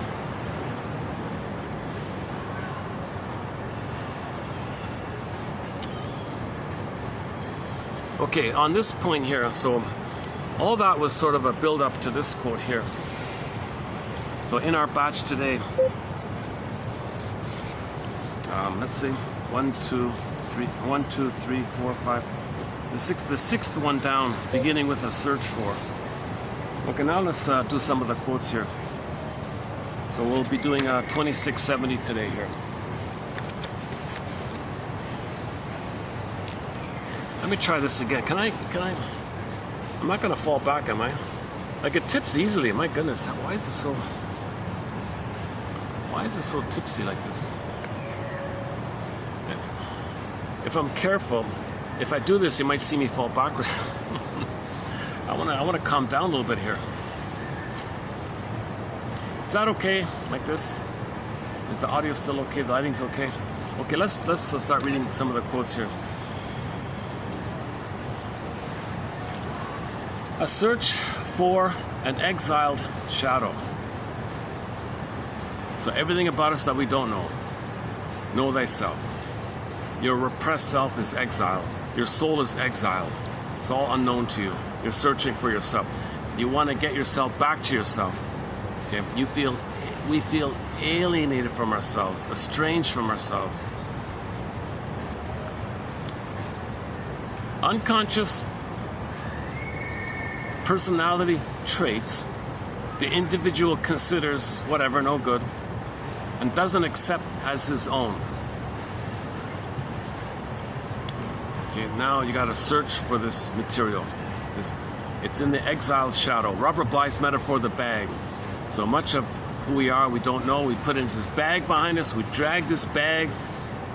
So we put so much who we'd be, had we been loved, goes into the bag. What defense mechanisms did we use to deal with the trauma? Goes into the bag. Our budding beauty goes into the bag. The golden ball goes into the bag. Knowledge of the soul fragmentation goes into the bag. And so on. So we drag this bag behind us all of our lives. Everything about us that we don't know. Painful, good, missing gold, missing potential, your traits, your golden traits. the traits of who you'd be had you been loved, your uniqueness, what's unique about you. That goes in the bag. There's so much that goes in the bag. So we have this long bag called the shadow, dark behind you, can't see it, behind, dark, shadow, unknown, repressed, can't see it, dark like that.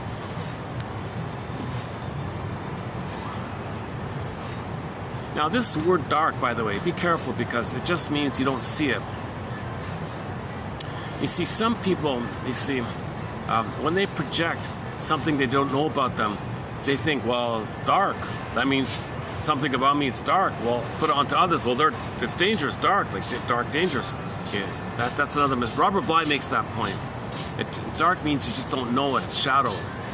It's a language thing.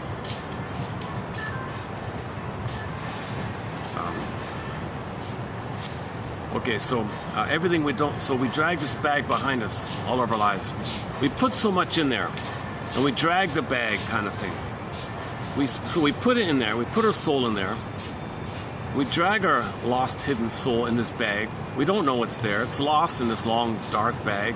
It's behind us, dark, can't see it, shadow, dark, unknown, dark, repressed, unconscious. We drag this bag behind us, and then we spend the rest of our lives trying to reclaim, resynthesize, re-own, re-assimilate, reclaim, reappropriate, re-get back, re-own, psychosynthesize, get back what we put in. So we put it in there, we lost it, want to get it back. We had our soul, we lost it, want to get it back. That kind of thing. So that's, some people call that shadow work. Go into the shadow and bring it back. And sometimes it's the ocean, there's fish, bring up the fish, eat the fish. Rapunzels, rampions, radishes from the garden, pull up the carrots, the radishes, that looks like carrots, and then eat the carrots means you assimilate, re-accept, make part of you again.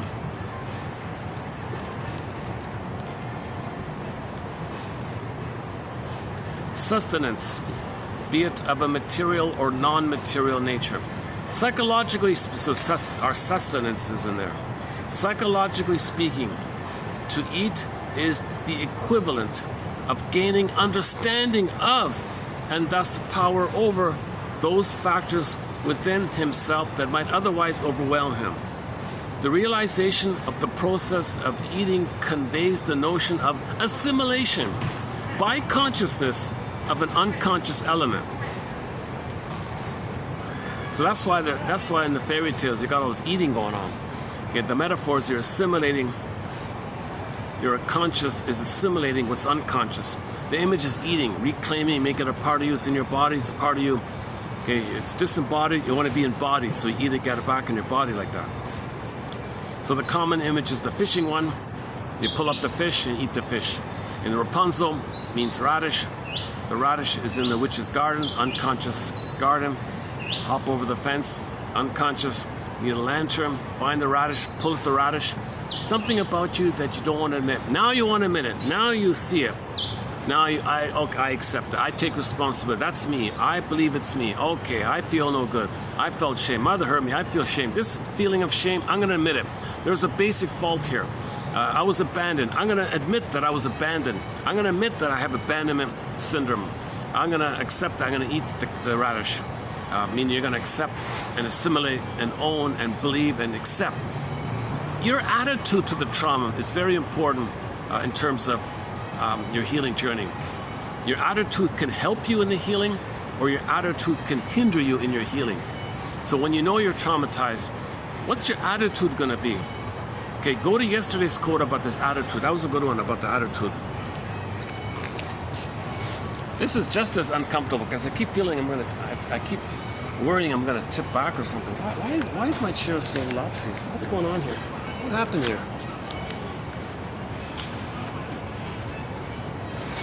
Nice. Look at this. Look how easy this thing tips over. What happened here?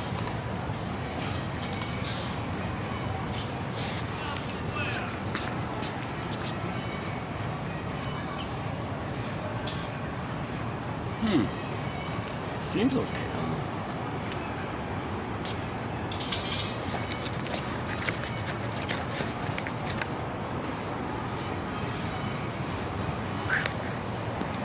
Maybe I'm a little annoyed by the physicality here. Like that. It's funny when I was over there, the soil balance the chair out so I could sit back on it, right? Okay, sorry, okay.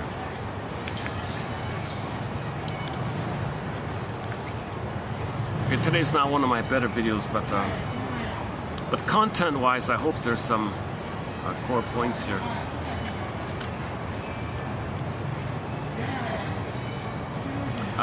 The quote-unquote evils the client attributed to the outer world were psychologically a projection or a mirror image, let's say, of his own empty and arid inner world, unable to create or to give of himself. Okay, the example was the flying monkeys, right? So these flying monkeys, remaining unconscious of their shadow, projected it upon others in acts of hatred, persecution, etc., as a way of getting rid of those very factors they despised in themselves. You are what you despise. And now we play self-saboteur on this point. Well, let's just finish the quote. There's a line in the there's a line in the song called Self-Saboteur by the band Delirium. Can't you see, you are what you despise. So that's called projection. We don't mean all the time, but 90% of the time, what you hate in others, that's, you don't want to know that's about yourself.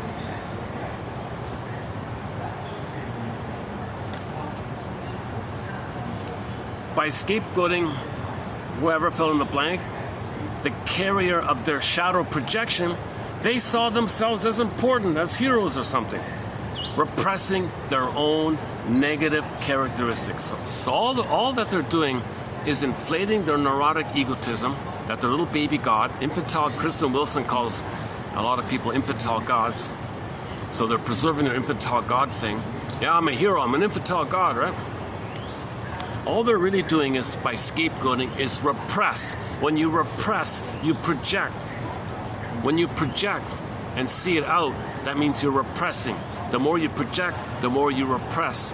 Now, if you're going to project and coax people to become a scapegoat, thinking that you can expel, that means you're going to repress more.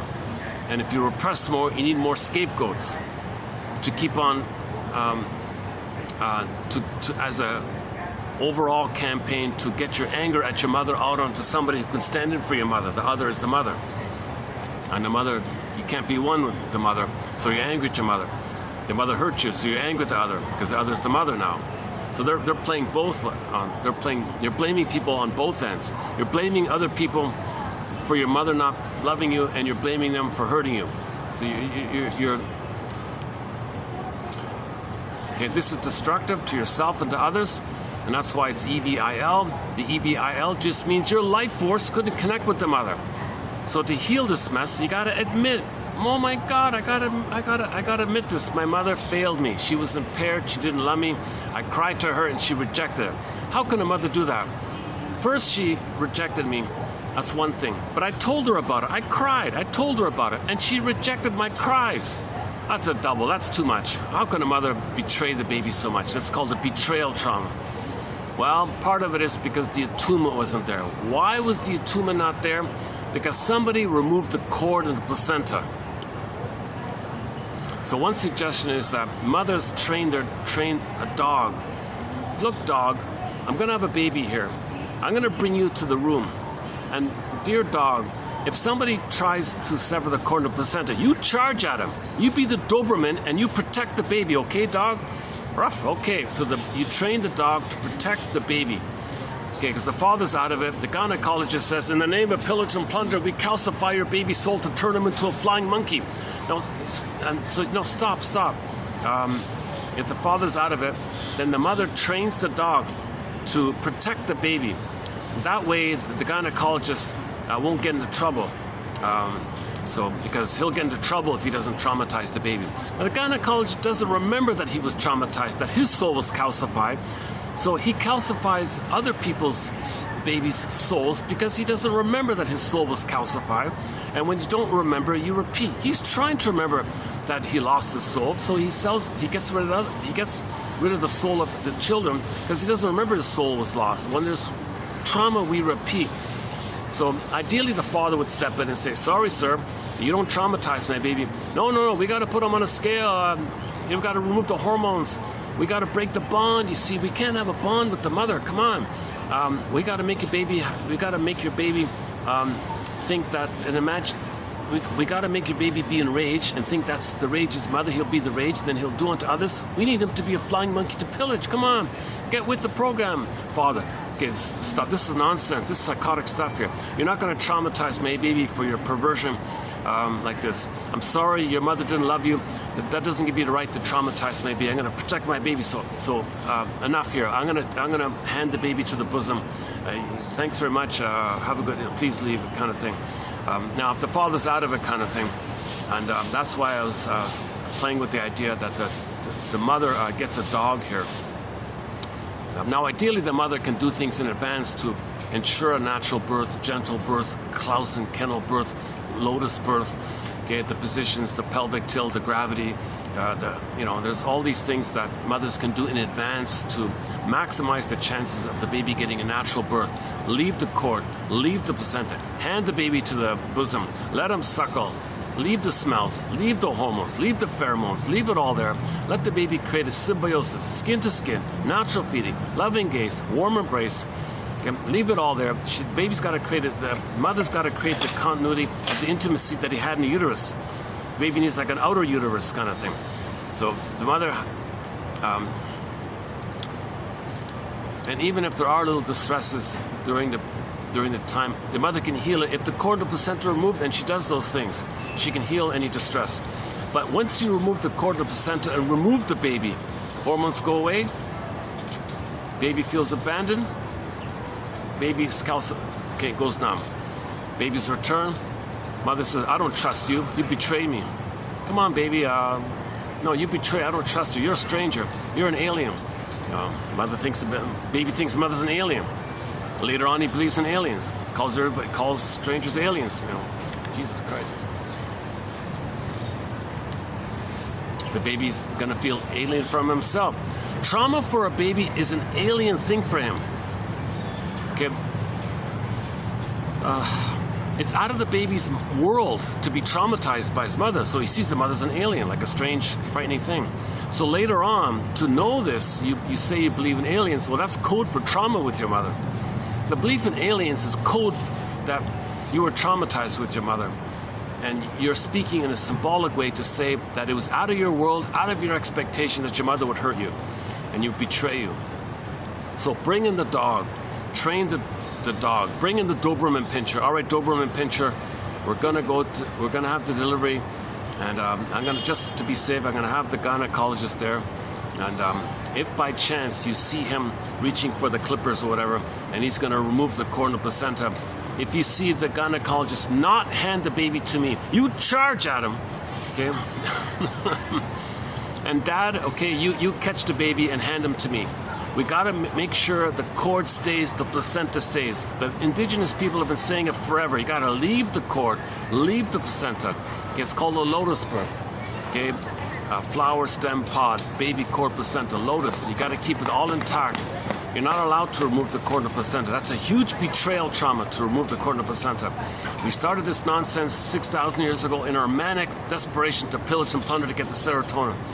But so it's just a mismanagement of ourselves, lack of self-awareness. It's a mistake. We kind of went sideways. We got to get back on track to village mode. So we were in village mode. We went into pillage mode for a while. We got to get back to village mode kind of thing.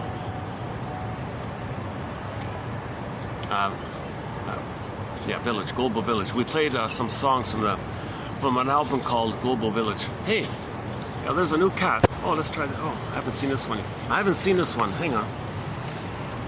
You know, actually, I prepared some cat food. This time I prepared some cat food.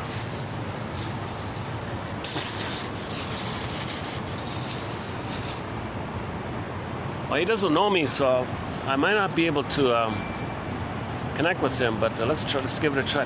Come on. I've got some cat food. Come on.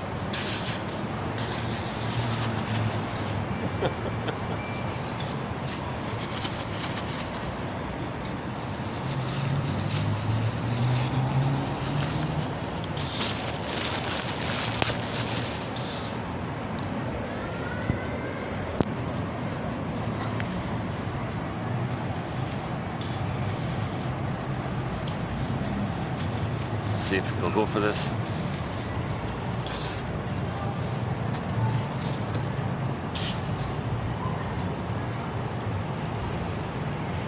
He doesn't know me, this cat. He's going to be very cautious, eh?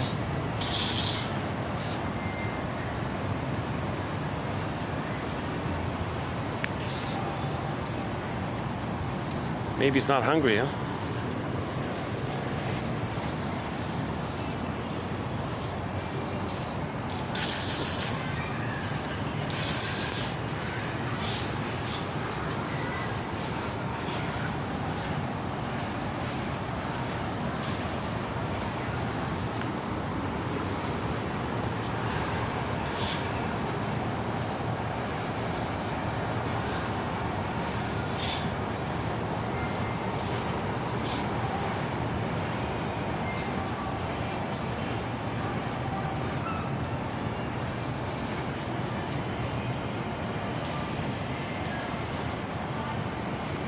Let's see, can I go back? Let's see.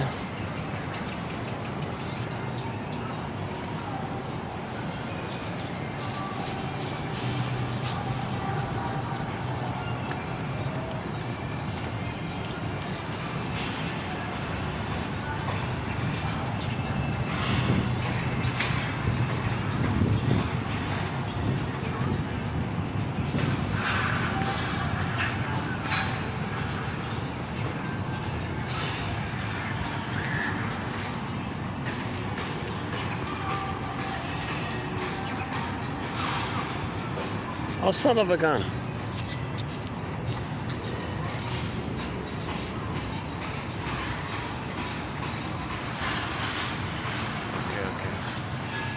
I'll just stay where I am then. So this might end up being my new spot then.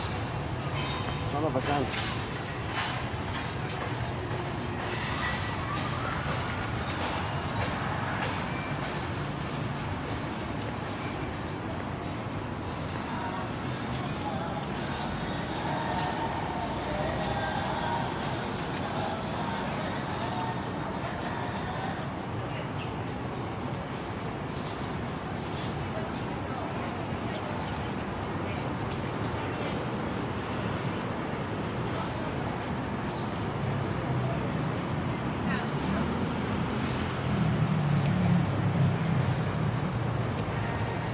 I brought the cat food for the new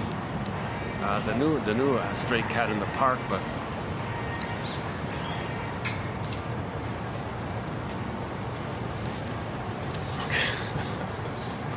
okay.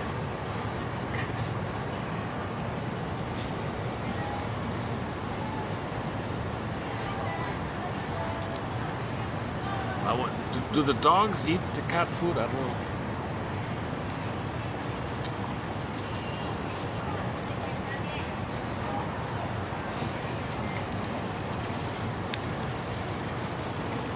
There's a poodle over there. Maybe he'll take it. All right.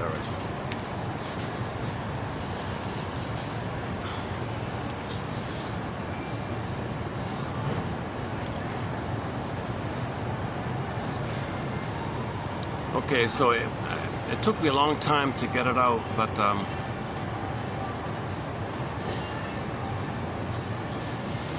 okay, so. A quick image is the Forbidden Planet film. Those monsters of the id we see, that's a picture of his anger. So we say the monsters within, it means his anger's within. Your anger's within. So that's why you say it's within all the time. Okay, but if you don't want to admit that it's within, then you describe the picture, the traits of the picture. You assign or believe and superimpose those visual traits onto others and say they possess those traits. You're so way off, it's unbelievable. But you repress the pain. Doing that makes you unaware that your mother failed you. The healing journey begins when you admit mother failed me. Okay? So why did my mother fail me? Okay, so 28:22. There's a couple quotes on there, and. Lucy Freeman's book, Fight Against Fears, a little bit in there.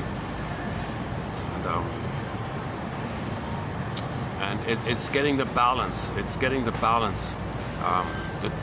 When you get the true story of your mother, then you know she failed you. That's honoring your mother. That's respecting your mother. To get the true story, then you know the truth that she failed you. That's respecting the mother. You can only heal with the truth. You can't heal with BS. You can't heal with this trickery stuff. You gotta be genuinely call a spade a spade. Mother failed. The greatest hurt of all. Mother failed me. But while she was impaired. So the cognitive, that's part A, and then it sets it up for the emotional knowing. So if a mother can get some emotional feeling that she was betrayed, she won't betray her baby.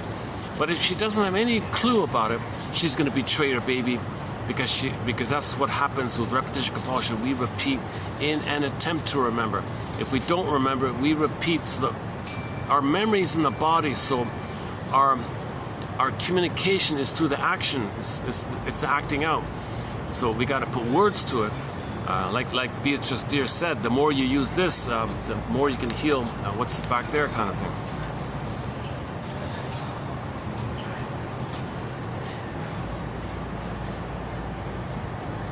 I didn't know this. She hosts a new podcast called Northern. People in the North are, you know what, indeed. Jesus Christ. She's right though. She's totally right. So the prejudice still goes on. It's still going on. Now we have other theories about prejudice. The ones I covered here up until this point seem to be the main ones, but there are other ones.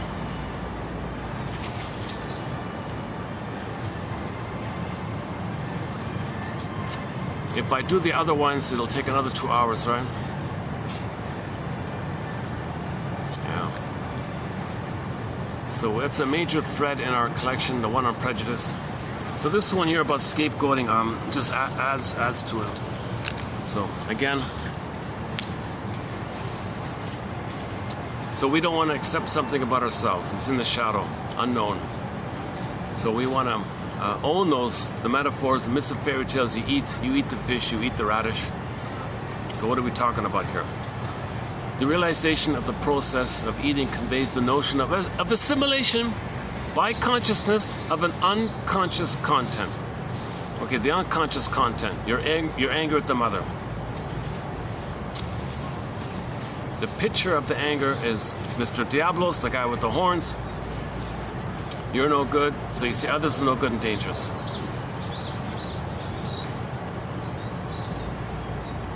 Okay, so the next part was there were these flying monkeys out there, and they were used by Iagos behind the scenes. The Iagos, okay, the witch doesn't care which flying monkey grabs Dorothy. So,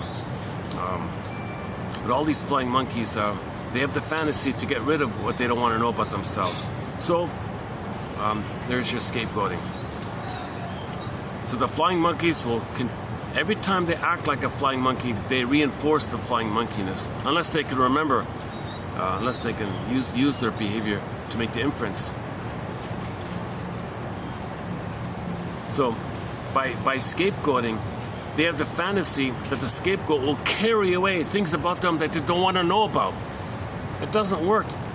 You're repressing what you don't want to know about yourself. The more you believe it's out, the less you believe it's in. The more you don't believe it's in, the more you believe it's out. But strongly believing it's out means you more strongly deny that it's within. It's still within. Just because you deny it, it's still within. The body remembers. The forest as a symbol for the unconscious. Okay. A journey into its depths parallels a plunge into the unknown. But it's a fertile area. The forest may be regarded as the container of repressed fears, but lots of treasures as well.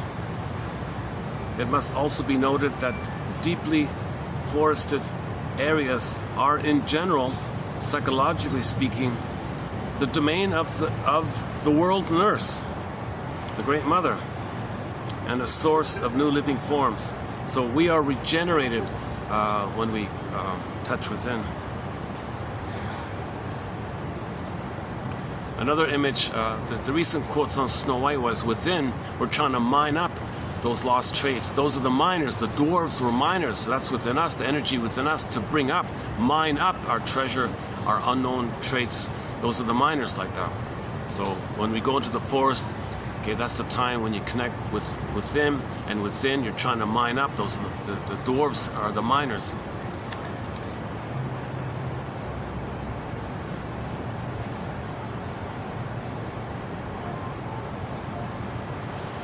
Okay, and the next one,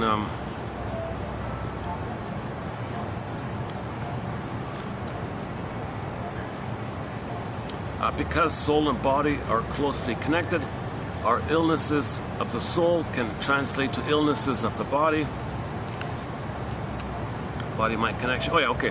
Projection. A camel sees the hump of the others, but doesn't see his own.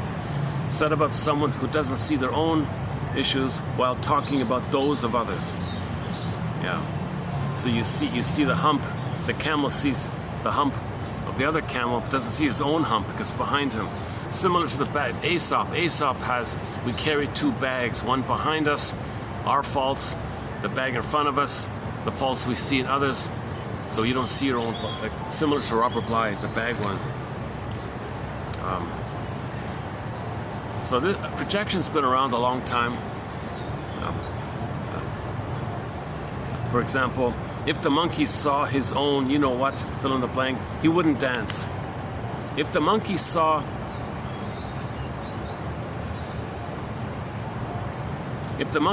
his own, fill in the blank, he wouldn't dance. Said of someone who does not see their own faults and criticizes other people. A little funny, right? If the monkey saw his own, okay, 4-letter word, begins with A, ends with S, okay. Said of someone who does not see their own faults and criticizes other people. Now this proverb is 10,000 years old from ancient Africa, this one. If the monkey saw his own, fill in the blank, he wouldn't dance.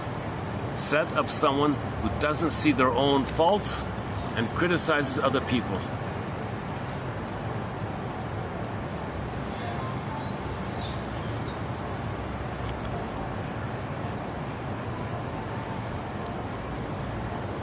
Okay, the first part here are just some loose quotes from the Snow White topic. So we did a 3-video special run on Snow White from 66 to 69. 66 to 26. Oh, is that right? Hang on. Oh, Jesus. Today's 70, right? Oh, no, hang on. 6, 7, and 8. 6, 7, and 8. 26, 66, 7, and 8. Those three. And there were a few sort of loose miscellaneous ones, so I have them at the beginning here. So they're not too important ones, but they just sort of supplement what's already been said, so I won't redo it here. But I recommend those 3 videos on Snow White, 66 to 8, 6, 7, and 8, those ones.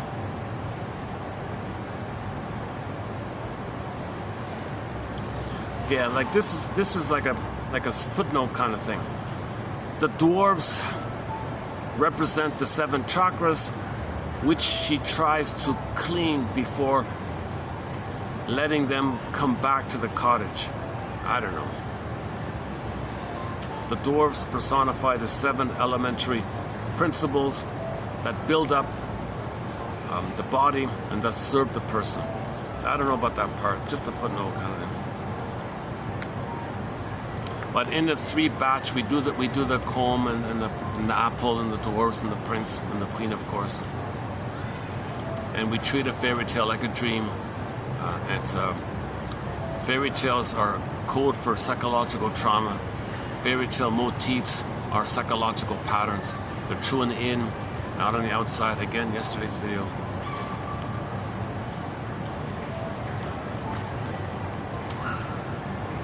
Okay, this is, okay, what's this one here? Flowers played an important role in antiquity. Certain gods, such as the handsome Tammuz, Attis, Adonis, Hyacinth, and narcissists. Yeah, looks like that one. Narcissists were identified with their ephemeral natures. They died young, never developing into full person manhood. Psychologically, they were prevented from doing so by the mother figure. The aforementioned gods also associated with the puer aeternus, the eternal youth, lived through the woman and were unable to grow firm roots into the soil. They existed in a state of perpetual psychological incest. I don't like that phrase, but anyways. If the baby thinks he's the mother, they call it psychological incest. He doesn't want that. It's not a marriage the boy wants. A psychological marriage he wants. With the mother or with what she symbolized for them. As appendages of the mother and like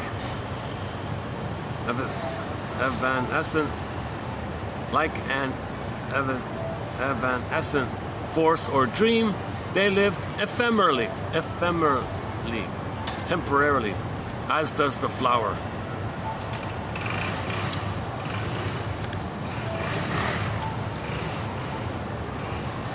So they never grew up. They were just these little delicate flowers, I guess. Okay, not a major point. What else? Is that it? Oh, hang on. Only an embrace of our grief about our impoverished past can free us from our insatiability in the present. There's the oral greed one, right? Our need for more and more proof that we are loved, displayed too often compulsively, is how we tell the story of our empty childhood. How we let it be known today that we were hungry every day. But we no longer have to tell the story. Once we have let go of our umbrage about past deprivations and misattunements. So again, it's all about grieving and mourning.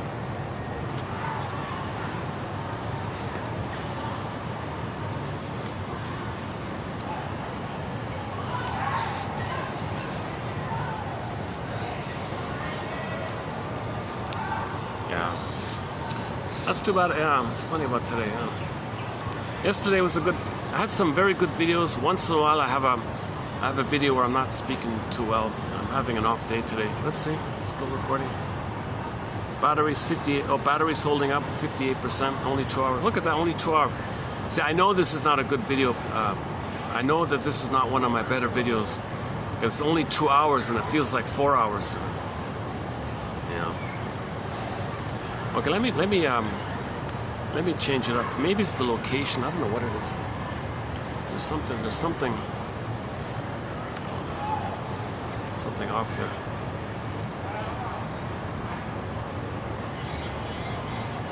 Okay, let me go to the side there. Okay, give me a minute here.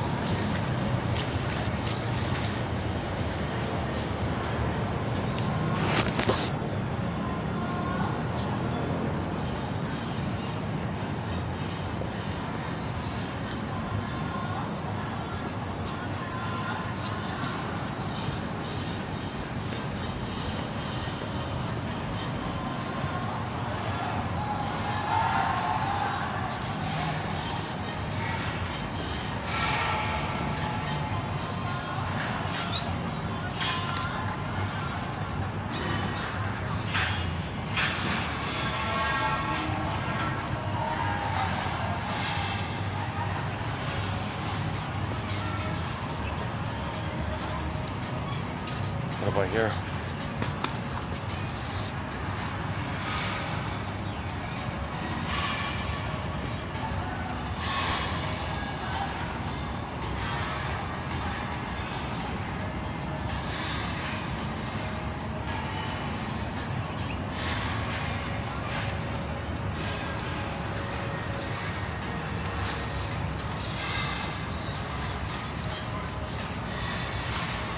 So once again, as usual, my hope is that the focus will be on the quotes and the content. And,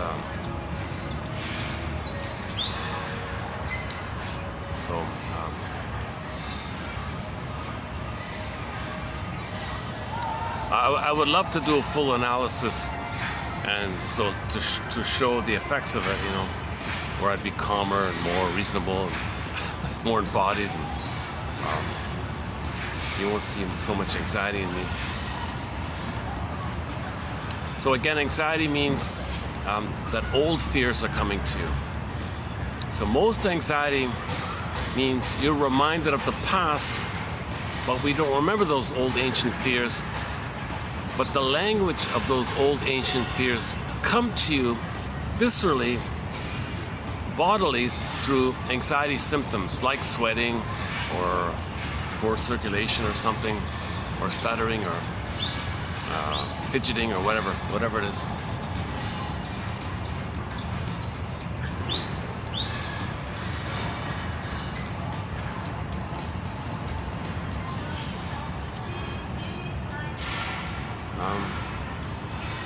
Let's see, can I lean back here? Let's see. Oh my goodness, what happened to my chair? This is a new chair. It was okay before. Now something's happened to it. Oh my God. Oh, now it's a little better. Yeah, a little better here. Oh, maybe it's a slope thing. Maybe yeah, can I lean back? I'm not gonna fall over? Okay. All right, let's relax here. Let me try to relax here and try to close up on a smoother note here. My goodness. You've just witnessed 2 hours of high anxiety. This is one of the most anxious videos I've done in a while. Yeah, my goodness.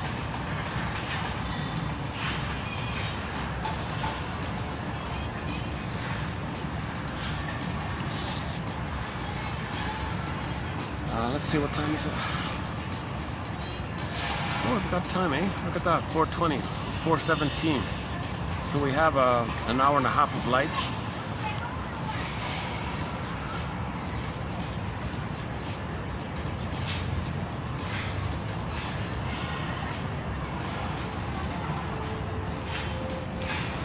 So the key takeaway is, once again, scapegoating is a fantasy that you can deny the pain that your mother hurt you. It doesn't take away the memory that your mother hurt you, but you want to repress it. The way to repress it is to assign the image of your anger onto others and see it. And if others possess that image and you think others go away, you have the fantasy that you no longer are cursed with the memory that your mother hurt you. It's nonsense. It's just a technique of repression. It's a technique to deny mother hurt you. The only way out, the only logical healing process, that if you're going to mourn and get back and get the firebird, get the feelings, it's called the firebird, the phoenix rises from the ashes, you got the phoenix. The only way you're going to get that phoenix is you got to build a both and mind.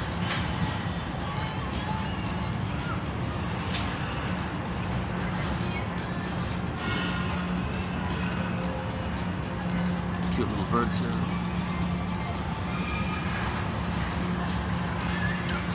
So adversarial thinking, jungle slogan thinking, either or thinking, all that prejudicial thinking, okay, that's loyalty to the mother.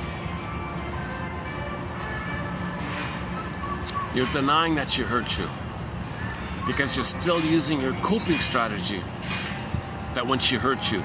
Splitting is a sign of the coping strategy of being traumatized by your mother when you think in either or terms. When you resolve the splitting, I mean, bring the two together, so to speak, to get the new third, the both and mind, a mind that synthesizes the elements, and it's a broader three-dimensional perspective. Should we play Jane? Yeah, why don't we play Jane? We haven't played that in a while. So the linked song I'm using for the time being for the both and mind is the Jane mind from the film The Three Faces of Eve. As mentioned earlier, she was traumatized. When she was gloomy, she was Eve White. And then sometimes she was scary, she was Eve Black, kind of thing. You know, somebody said that's a prejudice, right? Why do you call her Eve Black and she's dangerous? That's the confusion that our language messed us up. Our language added to our prejudice. Eve Black, oh, she's dangerous. Oh, come on, son of a gun. See, you gotta be careful with our language too, right?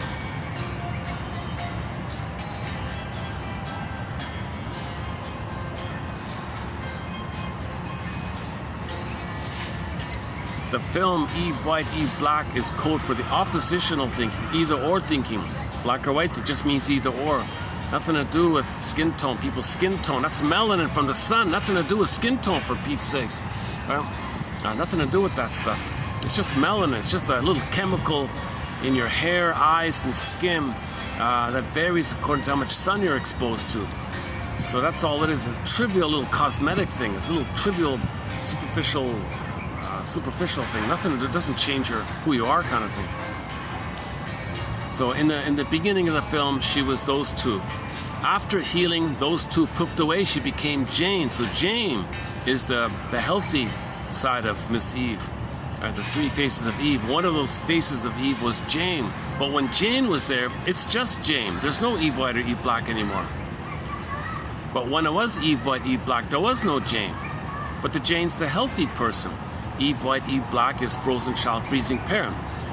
You hurt by your mother, and the memory of your mother hurting you. Snow White, Wicked Queen kind of thing. Going on that song. Frozen child, freezing parent. Alain Golem puts it this way: identify who are you playing. Are you the negative one? That's the freezing parent. You're freezing others. That's a cloak over the underlying frozen child one. You're still the frozen child one, but you are crossed over. Others play the frozen child. You freeze them to make you unaware that you're frozen. Or if the trauma's post 18 months, you don't make the Faustian deal. You just play yourself. You stay as the frozen child. And then it's a little more benign like that. You don't freeze others. You just find others freezing you. But so identify. Are you the clinger or the stinger? Yeah. The clinger is the frozen child. The stinger is the freezing parent. But again, the freezing parent is identification of the aggressor, whereby others can play their frozen child underneath, freeze them, and then hate the ones that just froze. So you identify, these are both signs of trauma. They're both in the unconscious. There's no Jane mind, there's no arc, there's no conscious adult mind there. Frozen child, freezing parent are from the past, they're unconscious, repetition, compulsion, unconscious. So you don't even know you're doing this. So first identify, are you a clinger or stinger? Okay, the stinger, you can tell the stinger with their negative humor, dark humor, jungle slogan thinking, adversarial thinking, all that toxic kind of ideas, harmful ideas. Any kind of jungle mentality, my greedy, your greed, never apologize, don't tell the truth, don't trust, don't feel, don't believe, don't trust, never admit, don't tell the truth. They're always lying, they can't tell the truth. Don't make an I statement, don't trust your partner, she'll hurt you, she'll betray you, mother betray me, all women are my mother, okay, that stuff, you see. That's the freezing one. If their humor's dark like that, okay, because their soul is onto others, they shame others with their dark humor, but they do it. And then they hate the ones that just shame, they feel important. So they don't care about love and trust and all that stuff.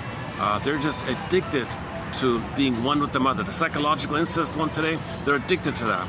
It's a perverse fusion of the oneness. It's a perversion of the blissful oneness the baby had with the mother. It was a healthy, blissful oneness, but it got perverted and sick, but it's still addictive. Named after the little white flower that we saw earlier, resembling the flower we saw earlier. That flower is not the narcissus flower, but it looks a little bit like that one. Really, can I sit back? I keep feeling I'm going to tip over for some reason. Maybe that's what's made me anxious. Maybe this chair, something's happened to my chair here. Maybe I've damaged it somehow. Let's bring up the Jane mind. Give me a minute to bring up the Jane mind. Hold on a sec.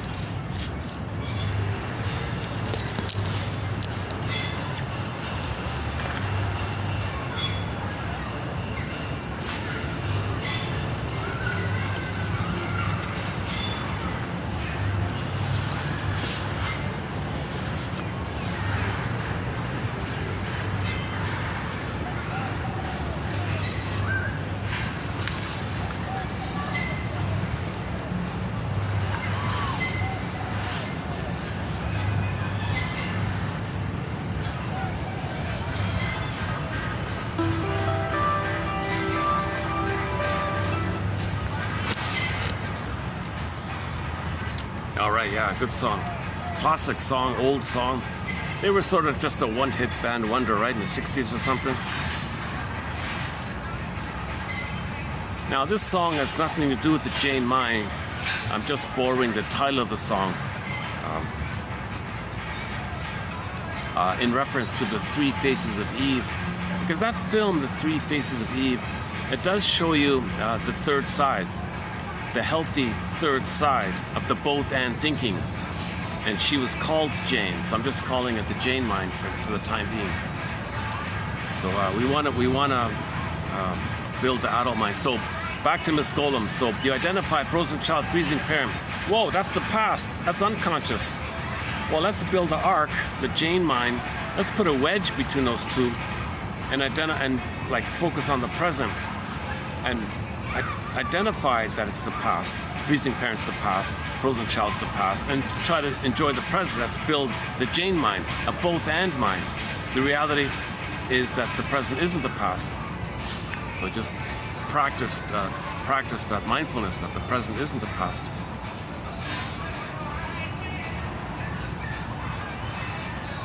Anyways, somehow we gotta build the Jane mind. We gotta find the third side of the coin.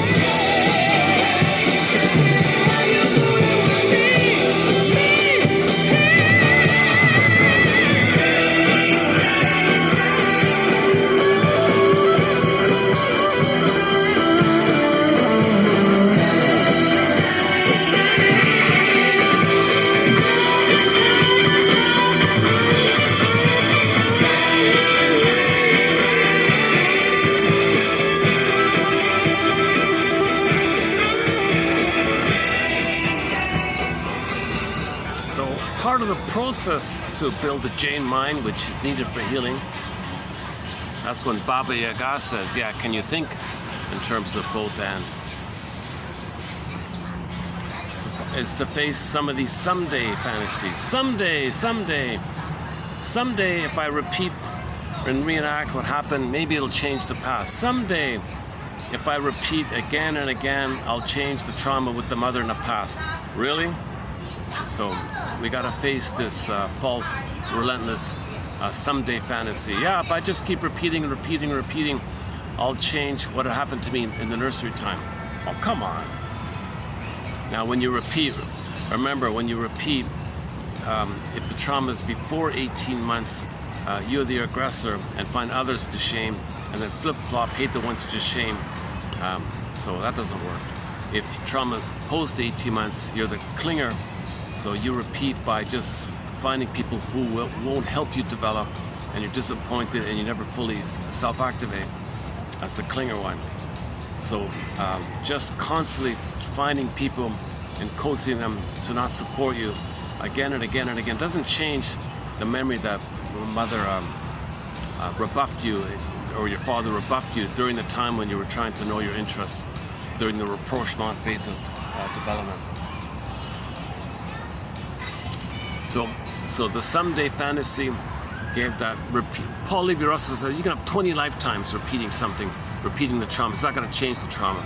Just repeating the trauma, reenacting the trauma, either in the disturbed, perverse, active way, or the more benign but still painful, passive way, clinger way. You're not going to change the past. Okay, number two, the someday fantasy. That's something symbolic of what you needed. Okay, symbolic of mother. Can actually be mother? Come on. Oh no, someday a pint of ice cream will be mother's sweetness back in the past. Someday a bottle of beer will be mother's spirit in the past. Alcoholic spirits, mother's spirit. Someday some money, some material will be mother in the past. Come on. You got to face this idea that something symbolic of mother can never be mother. No matter how greedy the person is, no matter how much you gobble up like a hungry wolf, it's not gonna translate to being fed properly and soothed properly and seen properly and being properly loved by the mother. So nothing symbolic of mother can actually be mother. But someday, maybe someday, if I get another fancy car, if I get another fancy this, maybe that'll do it. Come on, I gotta try again. Someday, if I buy the right thing, if I buy the right cosmetic, of all these ads that are cosmetic, maybe that'll do it. Yeah, a lot of cosmetic ads, you know, touching, mother's caress and touch, maybe, you know, skin, you know, didn't get the skin-to-skin contact. Maybe the oil can be, don't get me started with that one. So symbolic acting out. So again, neurotic needs or defensive needs are there when the real needs are unmet. And the neurotic needs or defensive needs express themselves in the symbolic chase. Because you got to face this kind of someday thing. That someday something in the present, a symbolic mother will actually be mother in the past. You got to give up this. Oh, hold on a second. I try my best not to get people on camera, but sometimes it happens a bit.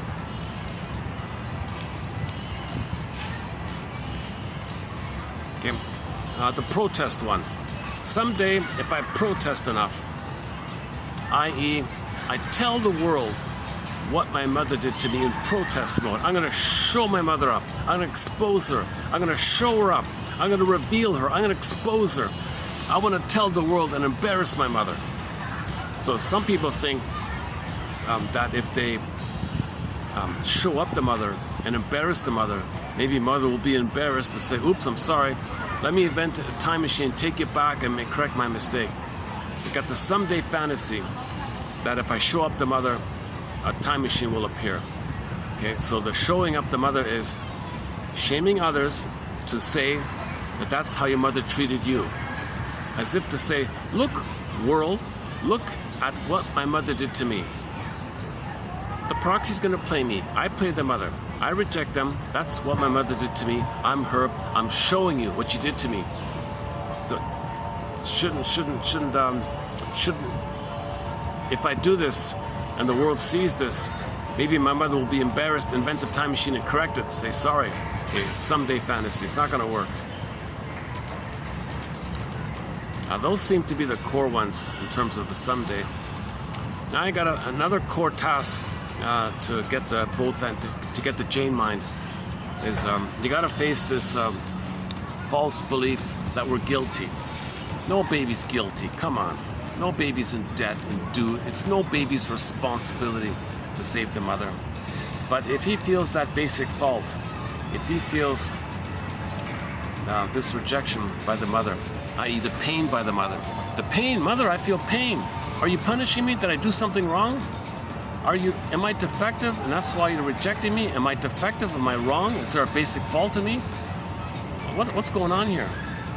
Now come on, seriously. Nope, every baby's lovable. Every baby's here on the odds of 1 in 400 trillion.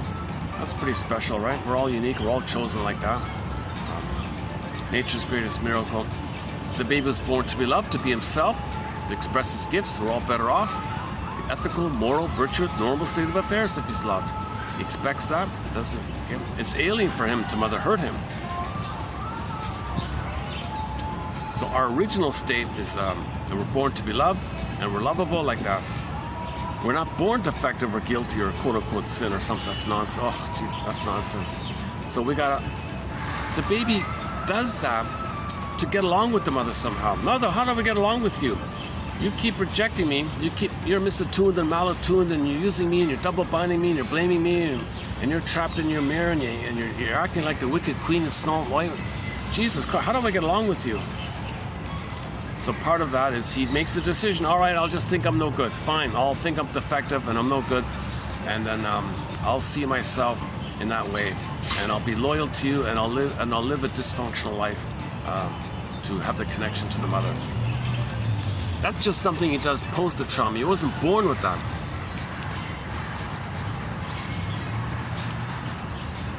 Karen Horney makes a big point about this kind of thing.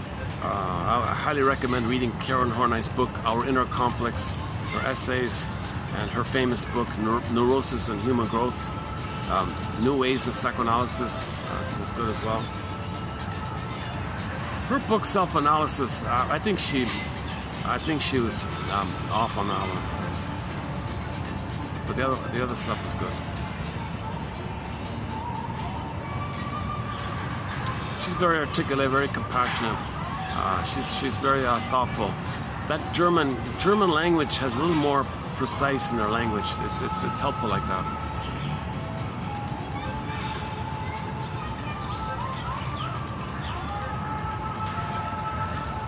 So she wrote directly into English. No disturbed whacked translator messing it up. So luckily she wrote in English, yeah. Like Burglar, he wrote in English. His first language is German, he wrote in English. So thank goodness for that. And yesterday's guy, Mr. Ballant, he was Hungarian, but he wrote in English. He knows English directly, so his book's not too bad, called The Basic Fault Idea.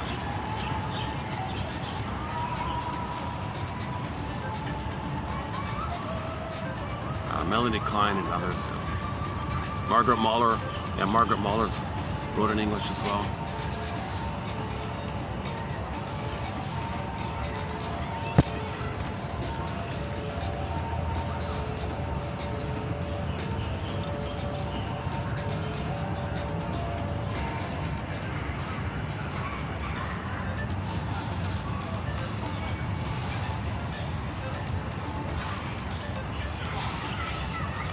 I'm just reminded of the point that if the person doesn't get their authentic identity, then whatever they do to survive with the mother, it's got to be that they did it, that they're doing it, and they're narcissistic, and they're gods and kings, and they're entitled. So whenever someone's doing something that's not from the feeling self, they're in the narcissistic mode. They're entitled, it's all about them, they feel important like that.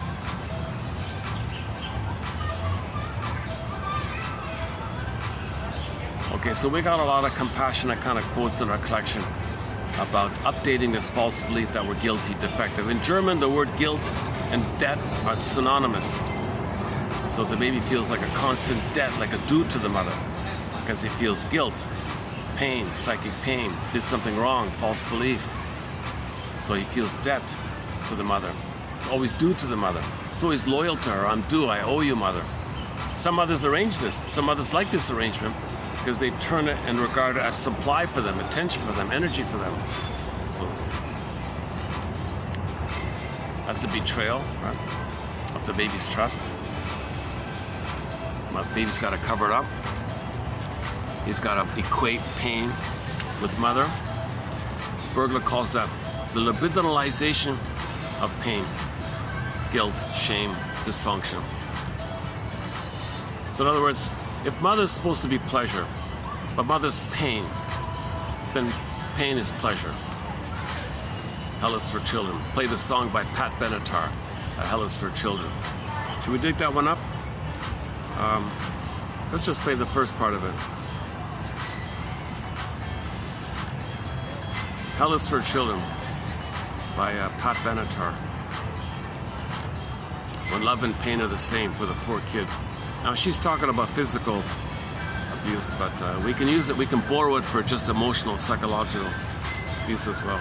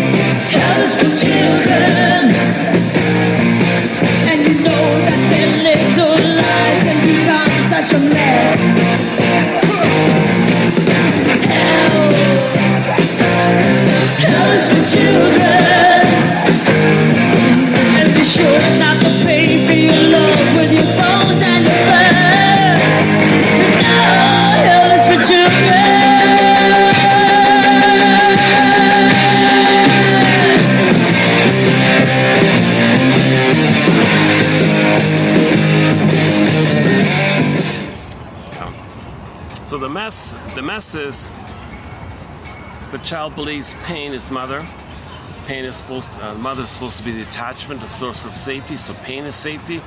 So he's got to think that the pain and dysfunction and the guilt and the debt is mother, that's the safety. What a mess. Now he doesn't want to know that. The baby doesn't want to really know that. So he metaphorically will believe something else is the problem. That's called confession to a lesser crime. So he'll believe that smoking and drinking is the problem, or having a symptom, physical symptom is the problem. So he'll create a somatic symptom. Sarno says he'll create a physical symptom to distract him from the real issue. The distraction is the rescue station, the confession to the lesser crime, to distract you, to avoid you, to repress the true issue. because no one wants to know that that they never got loved by the mother, and but they're loyal to her. And to be loyal to her, they have to be dysfunctional to be loyal to her. No one wants to believe this, so they blame something else and think something else is the issue to cloak.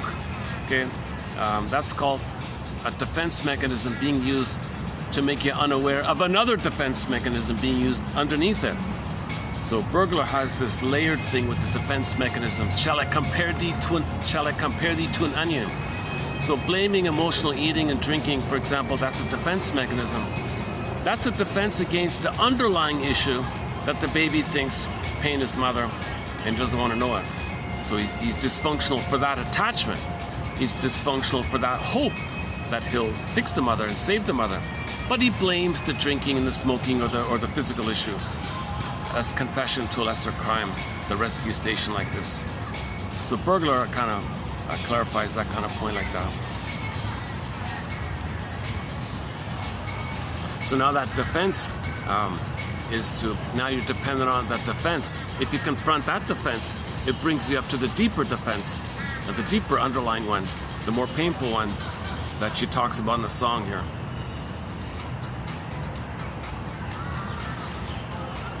Okay, now the baby, of course, has rebounding aggression. Goes to the body like that, what a mess. Now he's hurting himself, and it goes outward, destructive onto others. That's a mess. Now he's got to scapegoat and blame and project and externalize. That's called externalized living. The famous emotional triangle. He's going to triangulate in someone. For example, if the parents are both narcissistic, if they both have the bully pattern, Iago pattern, whatever, it's one of the string of personality patterns. If they both have and they get married, they can't trust and love, and they've got a lot of energy of anger. So they don't want to direct that at each other. So they agree to scapegoat one of their children. Then they cloak it with the excuse, spare the rod. That's just a cloak, an excuse to hide the under issue that they want to express their anger at the mother. The kid is going to play the mother for her, the mother for him. So he gets his anger at the mother onto the kid. She does the same thing, and the parents stay together. So they don't face each other. They don't have any intimacy with each other. They just have a utilitarian thing where they create a kid together and dump on the kid. And the kid is there to keep the parents together. The kid feels proud and narcissistic to be able to keep the parents together.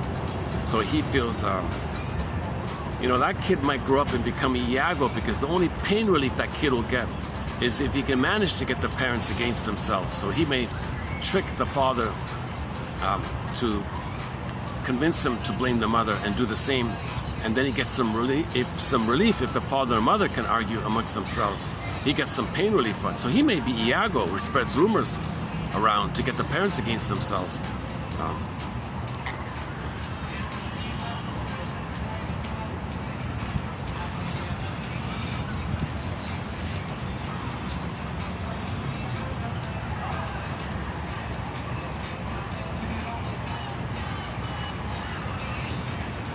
I'm not sure what they're doing. So. Oh, I see.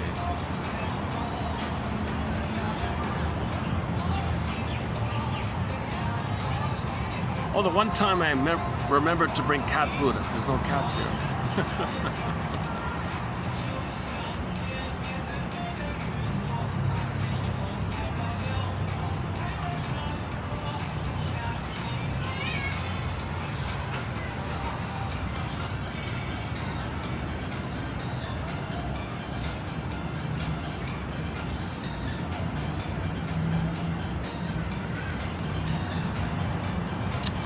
So again, the monster creature, the devil creature, the Lucifer creature, take your pick, the guy with the horns.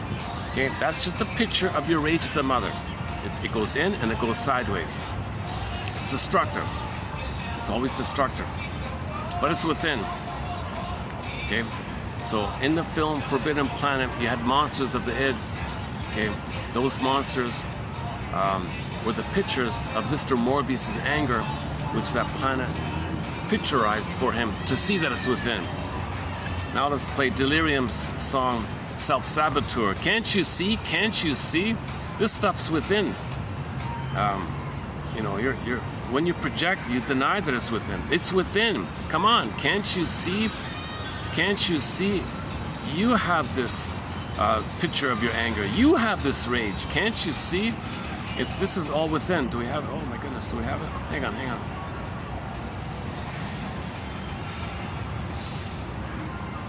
Oh, yeah, here we go. Self-Saboteur by the band Delirium. Great song here.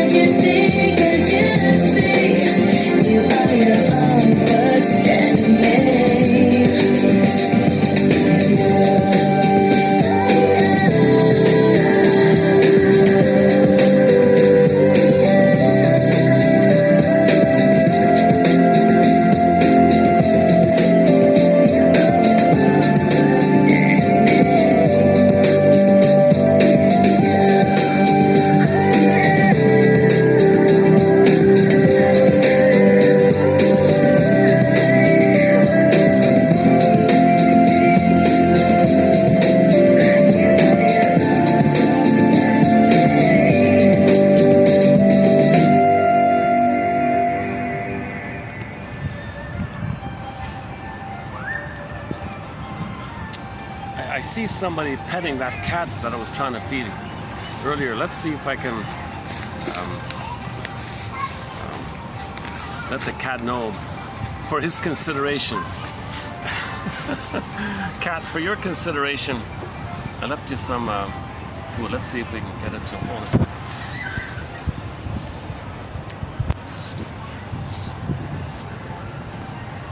You know, I left some food for him, but let me, can I, here, don't be afraid, okay. Just for your consideration, hang on. I just want to show you there's some food for you. Hold on. Do you see down there? I left some food for him. He doesn't know. Okay, here. Oh, it's gone. Oh, okay. Well, it was there.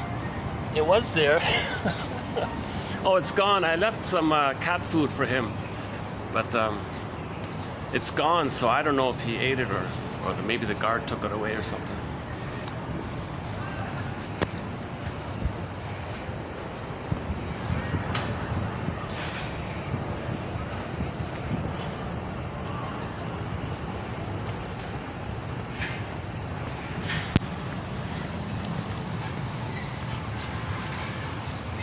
Or maybe the cat ate it. He's one big fat old cat. Or maybe this dog ate it.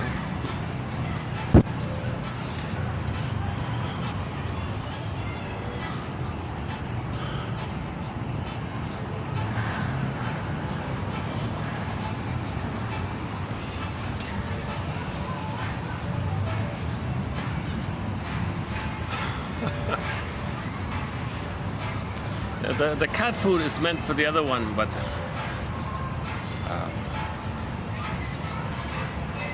my spot's occupied today. Son of a gun, my regular spot's taken up.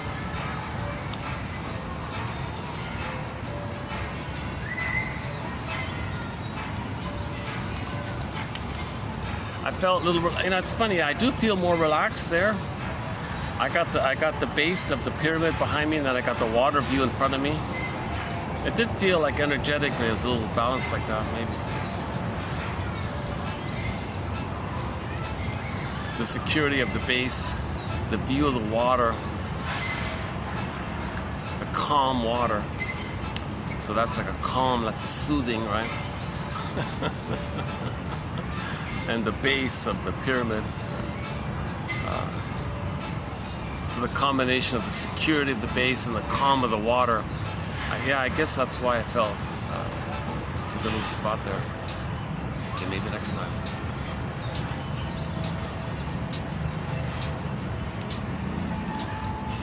Okay, let's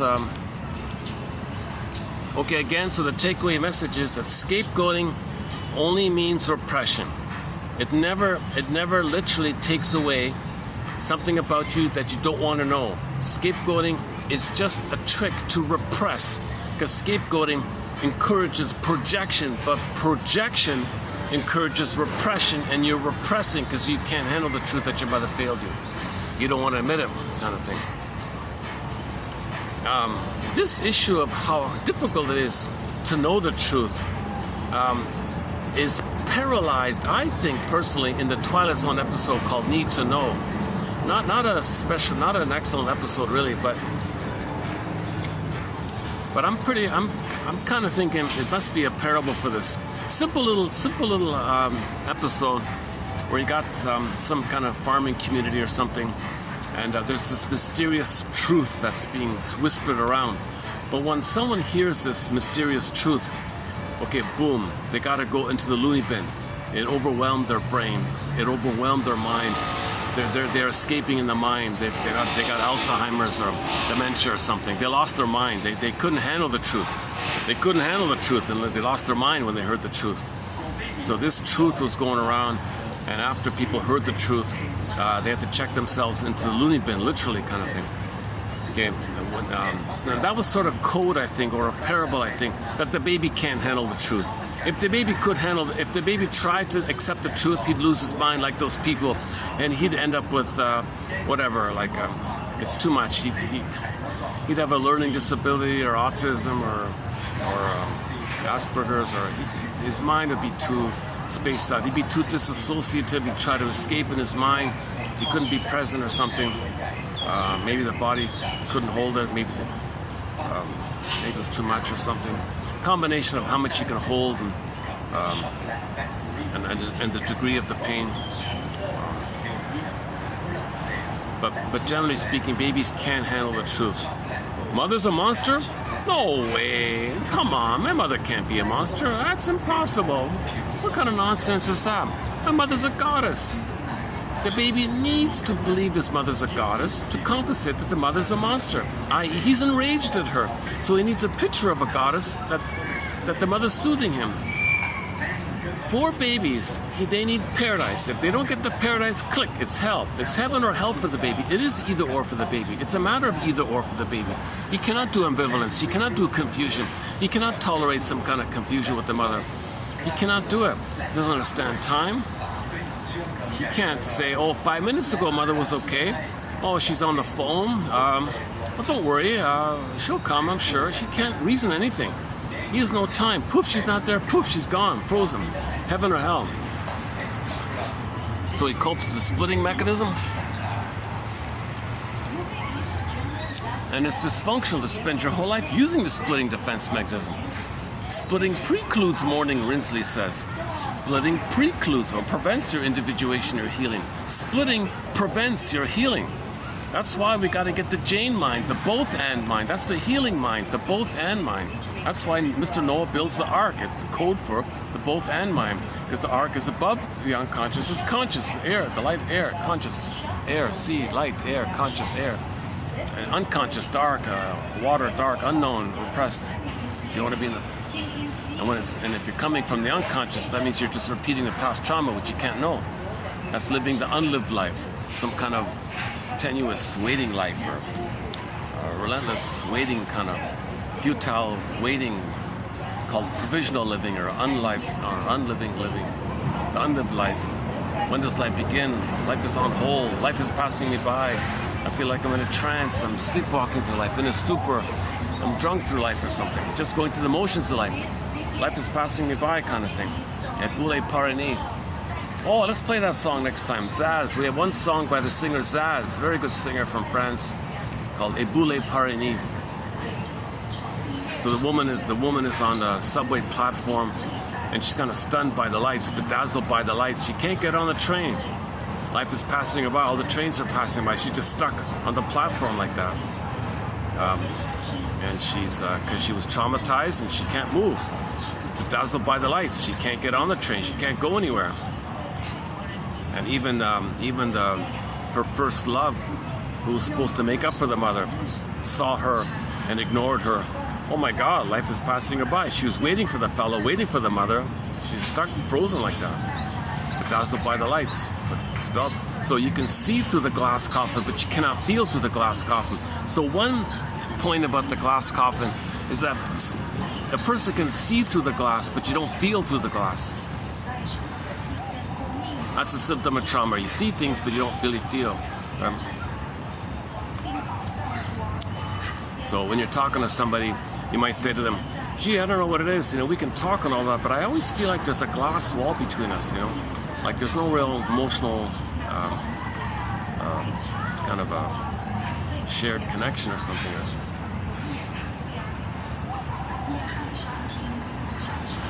Okay, again, for a proper discussion on Snow White, once again, 6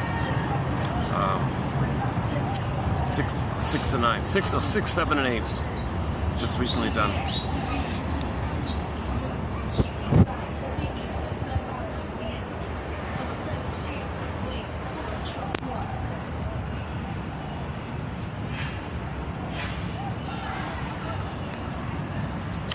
Well, maybe that cat did eat the cat food, and he was approaching me. And that woman cut the cat off and held it when I was playing the song. So I should have just, okay, I think I made a mistake. I should have just stayed here, and the cat was approaching me.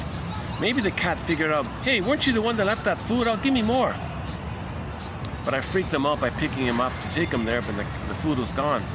So, yeah, misattunement on my end. I was misattuned. I think that's That must have been the case. That might have been the case. That the cat found the food. He remembered something. He linked it to me somehow. And he was approaching me, but that lady picked him up.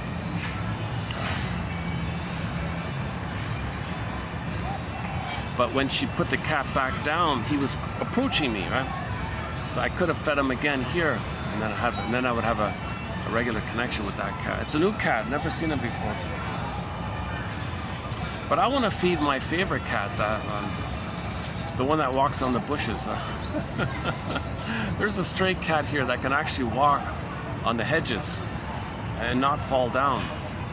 He gently, gracefully knows how to step along the main branches to keep him above like that. He can walk. It's like he's walking.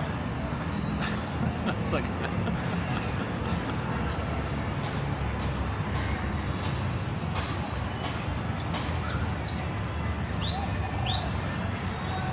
I might need to change my chair here a minute. Let me make another little adjustment here. Hold on a second.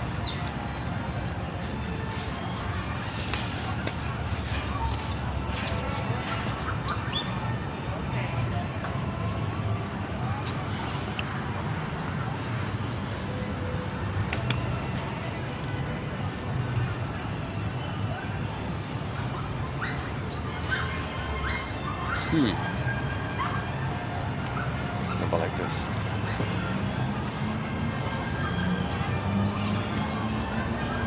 Okay, hold on 1 second.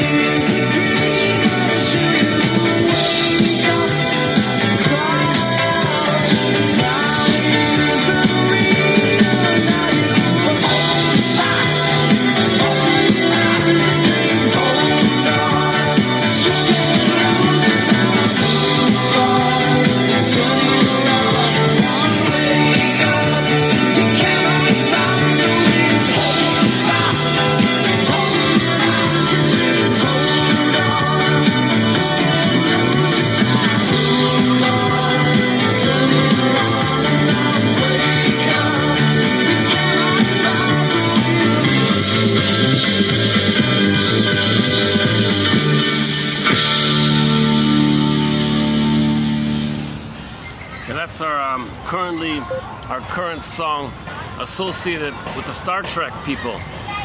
So we discuss Star Trek's episode entitled Requiem for Methuselah.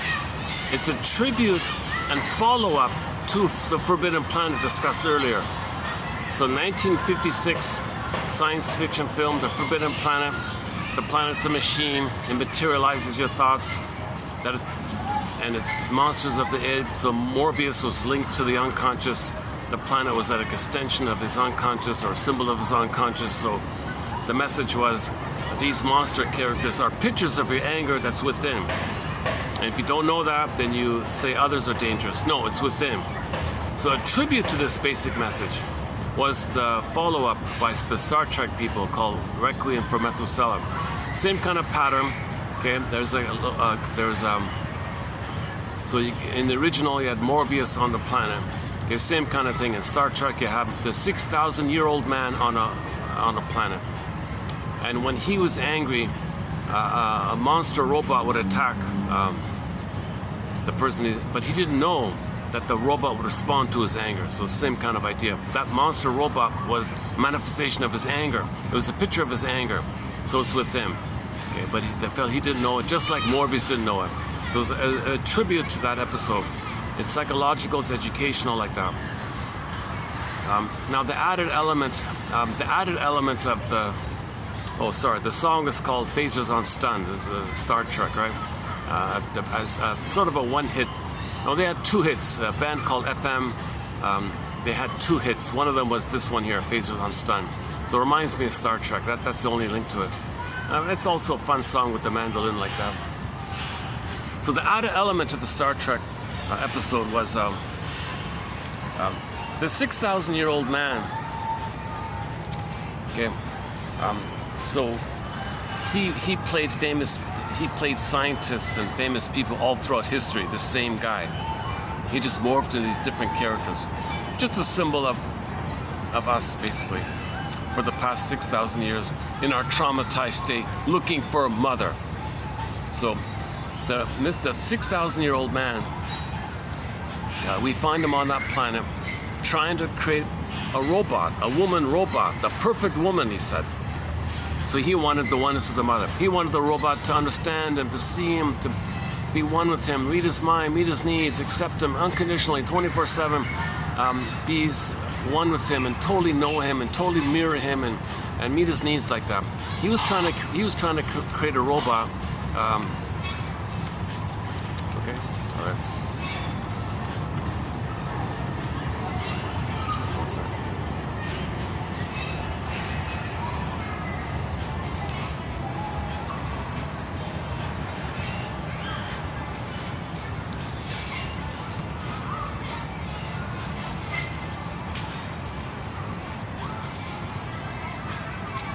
A lot of new guards here. Yeah, I don't recognize them. Yeah, I guess they're getting to know things.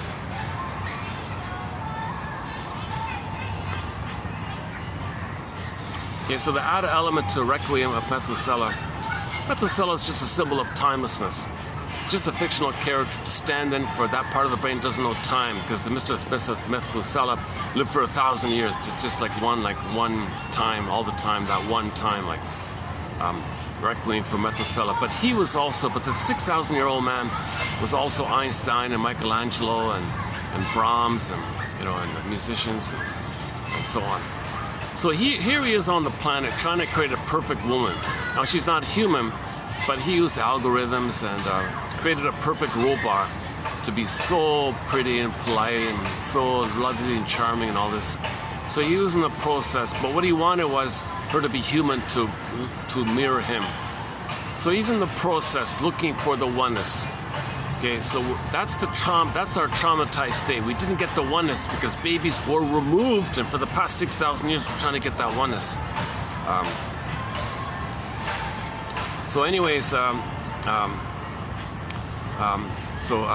Spock and Kirk and all them, they arrive on the planet, and the Kirk guy sees the robot woman. Just one look. That's all it took. Oh, just one look. Instantly, spellbound, love at first sight. Kirk sees the robot. He falls in love with her. She's mine. I've been waiting for her. She's mine. The 6,000-year-old man says, what are you talking about? I've been building her for the past 6,000 years. Come on, leave me alone here. No, she's mine. So the two guys were fighting for this robot woman, and the background comment was, yeah, that's the eternal love triangle. The eternal love triangle. Okay. So actually, we can update this. It's not really a triangle. It's the pre-Oedipal thing. It's the basic fault, the basic abandonment. They didn't get the oneness of the mother. So he wanted perfect fusion, symbiosis. The 6,000-year-old man wanted it. Kirk at the present wanted it. It's this ongoing thing for the past 6,000 years. We've suffered with this basic fault, meaning betrayal trauma. We didn't get the oneness. Typically, when people say Oedipal, they mean they got enough love with the mother, but they're trying to express their uniqueness in the world. That's the third, the father, meaning the bridge to the world. So when you express your uniqueness, that's like the third. That's the triangle, that confusion to get to the third. But some people don't bother with the third. They're still looking for the missing one with the mother. That's the basic fault one he means. So sometimes people think in terms of the third, but it's really just the one that's still going on. The two-person psychology is still going on underneath what you think is the three-person psychology. No, it's still the two-person psychology. That's the basic fault. And that's why he uses the phrase basic fault, because if you say pre-Oedipal, it implies the Oedipal means you resolve the pre-Oedipal. No, the Oedipal is just a continuation of the pre-Oedipal in most cases. So it's too confused like that. So let's have a distinct term for it. That's what he means by the basic fault. This basic abandonment, this basic betrayal, this basic shame and rejection. And he's still looking for mother. And this can lead, the core emotion is shame, of course. It can lead to addictiveness, because Kirk was addicted to her, the 6,000-year-old man was addicted to her. They were both addicts. They were addicted to this woman, this Reina robot woman. They were addicted to her. They had a mad addiction. They were fighting like crazy for her, right? They're wildly addicted to her. That kind of malignant regression led to that violence between the two guys. So they were fighting, making real fools of themselves like that. And they even said it, yeah, we were making real fools of ourselves, weren't we? Well, that's the eternal love triangle, i.e. the basic fault. Okay, we didn't get the oneness of the mother. Mother betrayed us. Okay, that it all started when we removed the baby from the mother. Betrayed, basic fault. For the past 6,000 years, we've been trying to still get it. When we don't get a need met, we have the unconscious hope for the fulfillment of all unfulfilled needs. That's back to that relentless thing. You cannot, in the present, get something to be mother in the past. That's symbolic. So they were both engaged in symbolic acting out. That Mr. 6,000-year-old man, okay, he was still doing symbolic acting out. He thought a robot of a woman can be his mother in the past. He's still going to fail.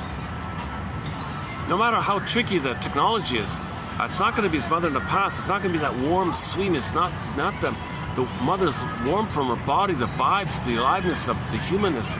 No machine can do that. I don't care what advanced material he uses to make it. It's nonsense. So he was engaged in symbolic acting out. So that's part of the someday thing. You gotta face this someday thing, that some symbol of mother can't be mother in the past. That robot woman can't be mother in the past. But he still had that hope. He was still trying to get mother in the past. He was dominated by the unconscious that doesn't know time. See, that's how powerful it is, right? That's humanity's third narcissistic injury, that there is such a thing as an unconscious with motivation and drives like this. So how that works is the loop, the memory loop. Well, let's check the battery here in a second. Well, 33%. What is it? 521. Okay, let's close up in 15 minutes, roughly 10 to 15 minutes. Let's close it up, just to be on the safe side here. So Janov has the line about, it's funny, when I moved here, my delivery's a little better, right? Doing the video over there, maybe uncomfortable for some strange reason. I don't know what it was.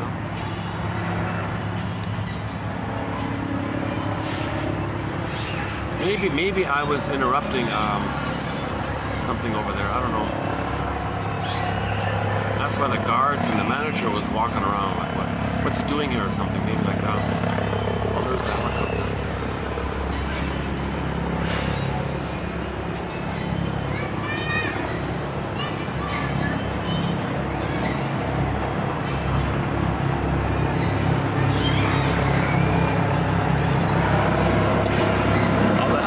Late. His routine is he goes to the rooftop, stops for 5 minutes and flies away.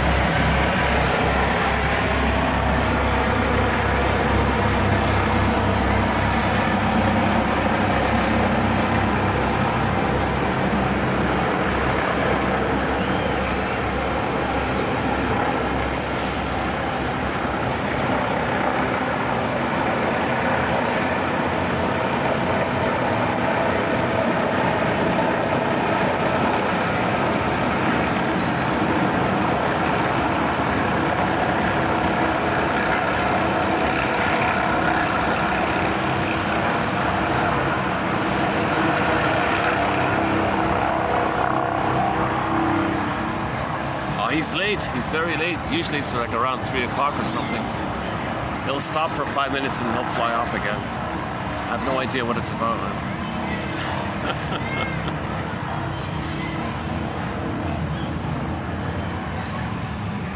Okay, so that that wiring, okay, the memory, in other words, the memory, it's spinning around, right? So when the cortex comes on the scene, that loop goes to the cortex, but the cortex is going to be driven and compelled by this loop, and the cortex doesn't know what this loop is about. But the loop says, follow the loop. The loop says to the person, here you go, follow this loop. The person says, what is this? The loop seems to be telling me to search for mother, but there is no mother. Well, what can I do here? Some symbol can be mother, search for the symbol. The unconscious says, well, that's mother. Search for the symbol. So he unknowingly searches for a symbol of mother, not knowing that it's a symbol of the mother. Because the unconscious thinks it's still looking for mother, but the present can only be symbolic of the mother. That's a real injury to think that we're dominated by some unconscious memory like this. Then he's got to make excuses. Oh, ice cream. No, that's on sale. You see, it's on sale. It's good nutrition. Milk, that's okay. Come on. A little sugar. That's okay. All those chemicals? Nah, don't mind about the chemicals. So he'll always rationalize away his irrational behavior.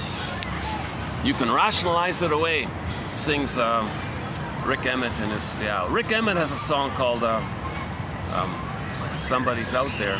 You can rationalize it away.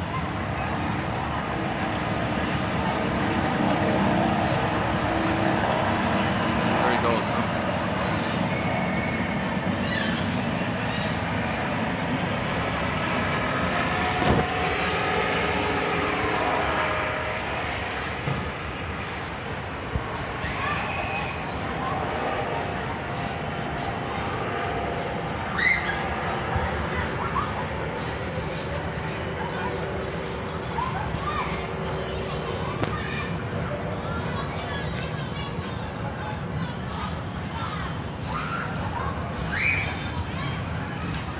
In other words, we don't want to feel like a constant tourist to ourselves.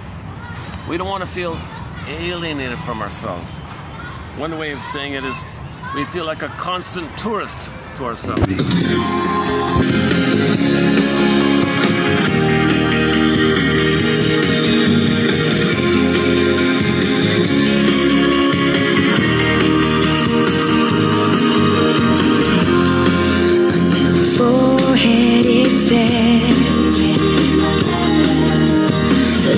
Don't touch, taste, but don't swallow.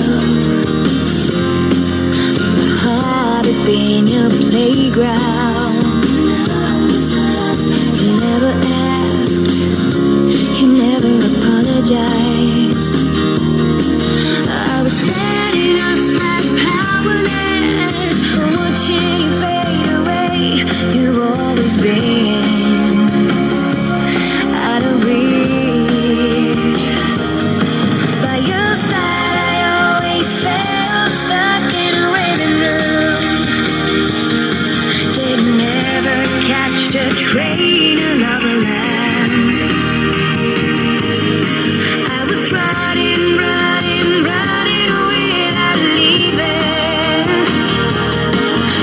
constant tourist I have been in your world. You're my deepest cut. The wound doesn't bleed anymore. Now the scar hurts. Oh, I was standing outside powerless, watching you fade away. You've always been out of reach. By your side I always felt stuck in a waiting room.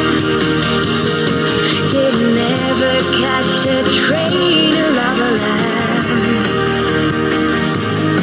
I was running, running, running without leaving. A constant tourist I have been in your world. They wonder why wasn't made me stay so long. Oh, but I really just love you. I always put you first. Well, you did too. A constant tourist I have been in your world. By your side I always felt stuck in a waiting room. They never catch the train of lava land. I was running, running, running without leaving. A constant tourist I have been in your world. By your side I always felt stuck in a waiting room. Didn't ever catch the train of lava land. I was running, running, running without leaving. I was running.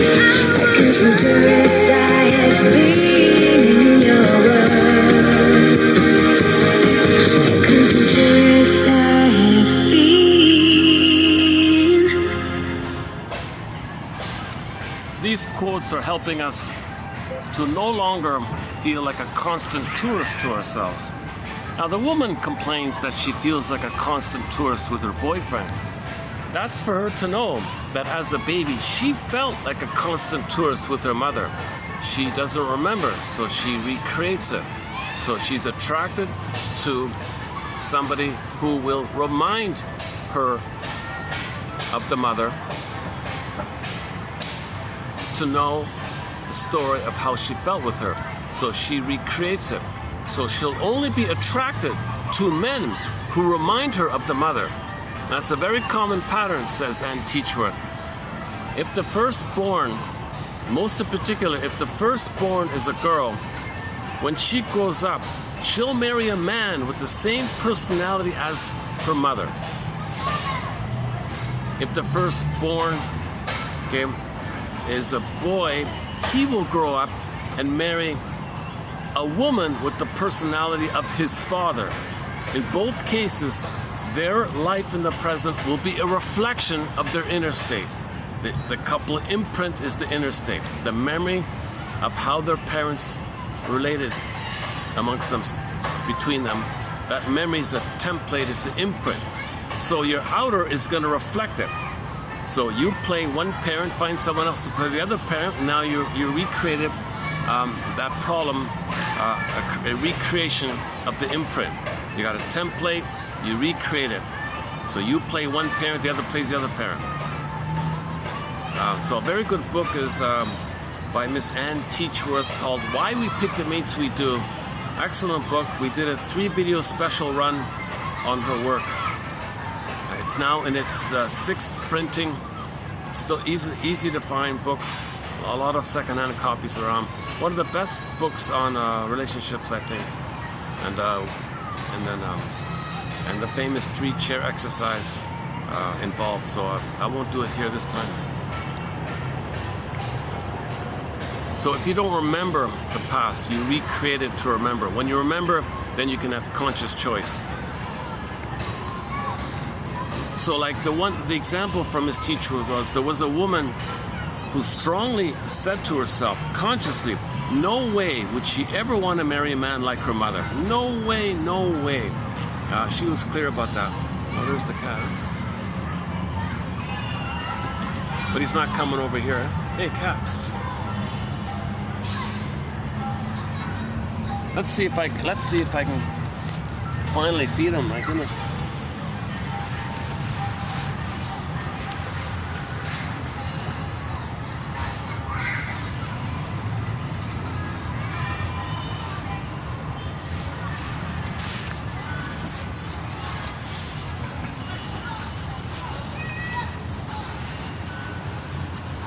All right, here it is. Is that it? No? Oh my goodness.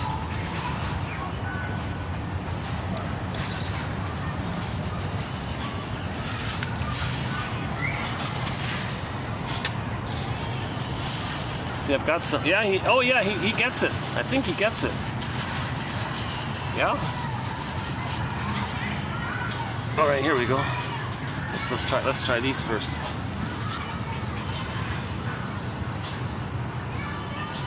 Seriously? Oops. Oh. Aha. All right, way to go.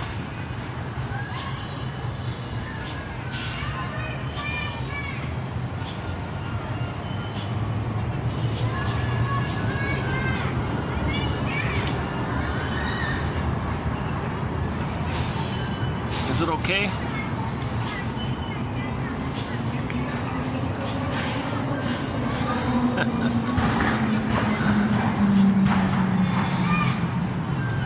I don't know. This is my first time to meet this cat. It's a new one.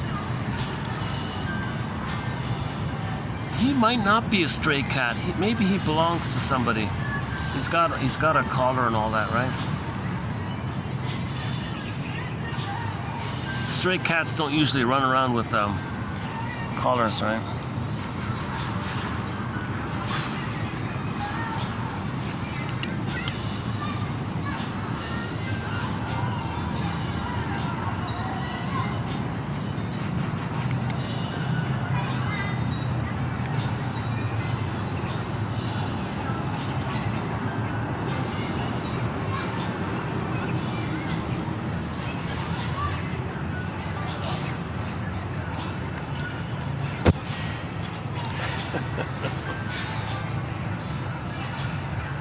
Oh, he's a big fat cat. Look at this guy. Oh.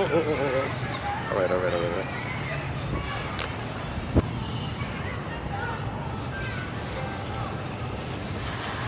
Too early, right? It's too early to pick him up.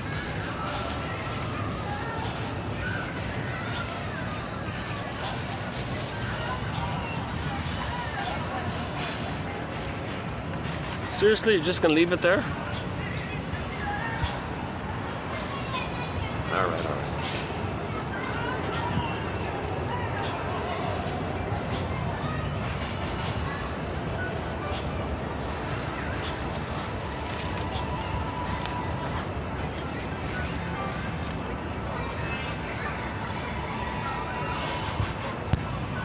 Well, if he is a house cat, he probably eats much better than that stuff there, right?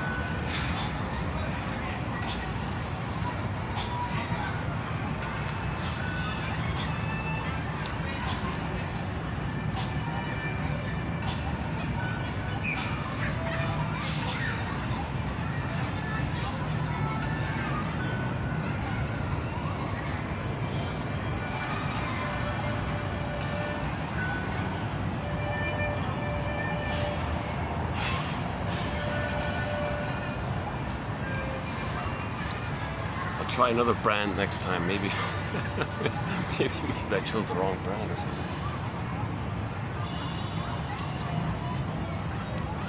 It said fish flavored. I just want like a little sample kind of thing.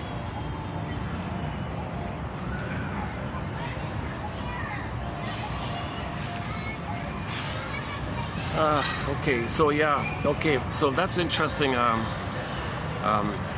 The pain makes the cortex come up with rationalizations, excuses, flim-flammery, false beliefs, and the pain creates these beliefs to make the person unaware that those beliefs are created by the pain. So you believe these beliefs to repress the pain, so you believe these beliefs. So prejudice is going to come from there. Okay, so for more on this point, I recommend the Janoff quotes from 2745 to 70. We did a 26 special video run on the work of Arthur Janoff. In particular, his final book just before he passed away called Beyond Belief, about the cults and all that. You know, maybe one positive thing about these cults, if I can think in those terms, in terms of yesterday's topic about the basic fault, or maybe put it this way, maybe one of the reasons why people are drawn to cults, because they promise to cure your basic fault. They seem to promise or address your basic fault. You were abandoned, we'll heal you. And people have a real need to be healed from this basic primary abandonment by the mother. So the group can present itself as a symbolic mother and promise these things, and a person might be drawn to it. So that maybe the positive potential why somebody's drawn to a cult kind of thing is because they feel this basic fault, this primary, the missing of the primary love.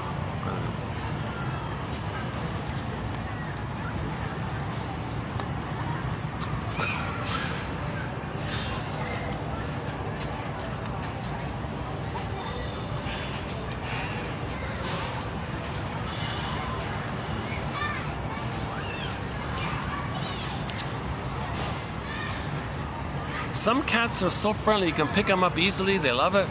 They'll sit on your lap, they won't want to leave, they'll stay there, they'll rest there. Some cats, you try to pick them up, they freak out and want to run. They want to run away. Maybe we can borrow that idea. Some cats have immense, well, we can use that as a symbol.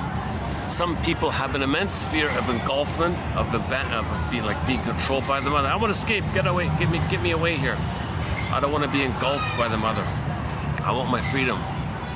Okay. So that's the avoidant one, leave me alone one, and it can be compulsive like that. Or the other one is the clinging one, looking for the mother still. Now the other one, where they just attack all the time. That's the against one. So some cats withdraw, some cats cling, some cats will be aggressive. So that's Karen Horney's idea about how when there's trauma, we may have a compulsion in a disturbed way of one of the three. We either move away from people, towards people, or against people. So towards, away, or against. So three prepositions: towards, away, against. Towards, away, against. If it's rigid and compulsive, then one of those three, it's neurotic. So if you're clinging, you're always moving towards, clinging towards. If you're going away from ivory tower, leave me alone, okay, do not disturb sign on your door, ivory tower, leave detached, that's the away one. And the against one, I'm always against. Oh, there he is.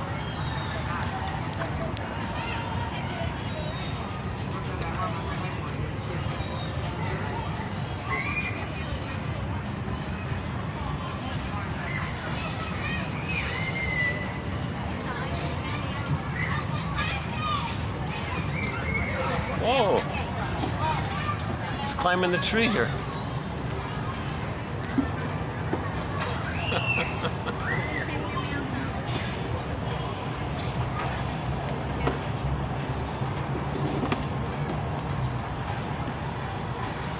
Yeah, it's okay. You can take it. It's okay. It's okay.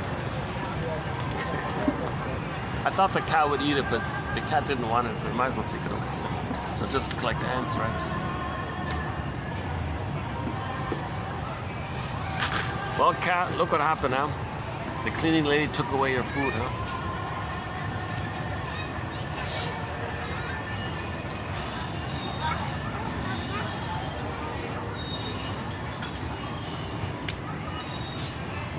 You're a star, huh?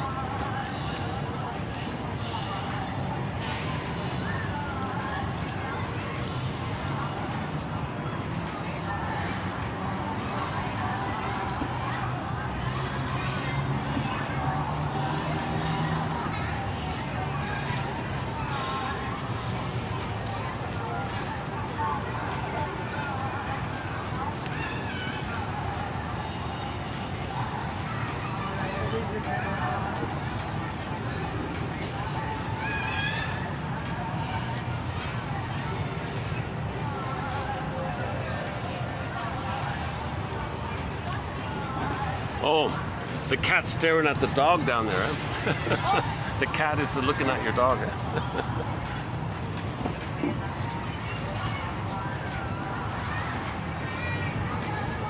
What are you thinking, cat? You're a good jumper, eh? You're quite the jumper, huh? My goodness. You jumped, you easily jumped 4 or 5 feet, eh?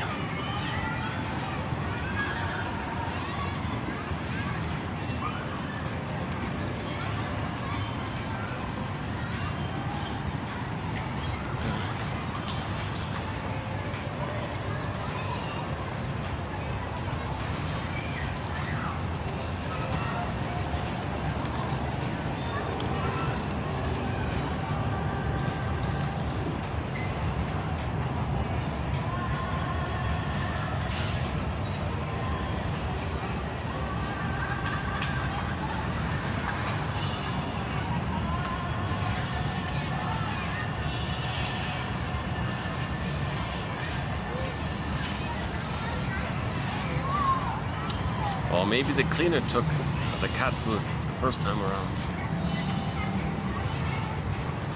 All right, enough of the cat here.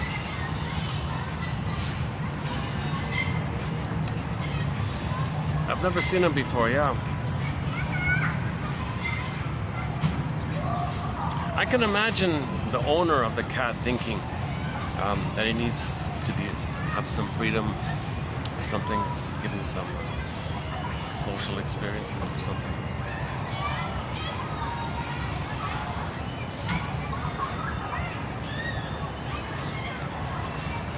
Where are we here?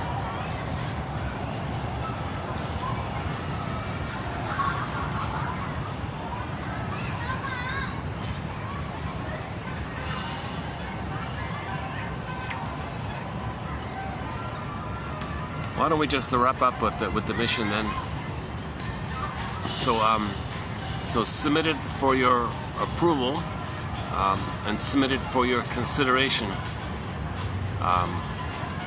The idea here is based on Robert Bly's advice to read psychology for 10 minutes a day. So pick out one of scan the quotes here and pick one, and then use it as a springboard, a prompt to free associate with. What does this quote remind me of? What does it suggest to me? What thoughts come to me with this quote? And just write down a little extra or think about it or something. And then when a feeling comes, at that point, validate your feeling. Accept your feeling. Treat it like a guest house. Welcome, welcome, aha. What's the feeling? I must have a very good reason for having this feeling. What's the feeling? What's the most difficult thing about this feeling? If it's angry, what's the angriest thing about this? If it's sad, what's the saddest thing about it? And just likewise, see if you can unpack it a bit and make the unconscious conscious. That's called free association. And you do the same thing with your dreams in the morning. The indigenous people, when they wake up and they have dreams, they all sit in a circle and share them. They treat that as mental hygiene. Like you brush your teeth, well, you share your dreams to make the unconscious conscious. The shrink in the Spellbound had 2 visitors staying at his place. He said to them, "All right, 2 visitors, good night, sweet dreams, which we will analyze in the morning." What the indigenous people do, right? Mainly the we learned it from the Sugwe people.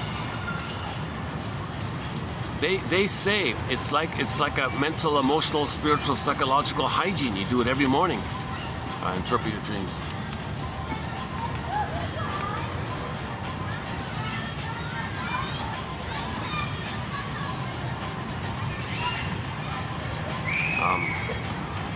So submitted for your consideration. Robert Bly's advice: 10 minutes a day. Read psychology. Now, when we say psychology, we mean psychoanalysis. The heart and soul of psychology is the psychoanalytic, because the psychoanalytic, okay, it's the past-present links. how the past influences your present, and you make the links. You have a pattern. When did it begin? And to see an example of it in the present, you make that triangle like that.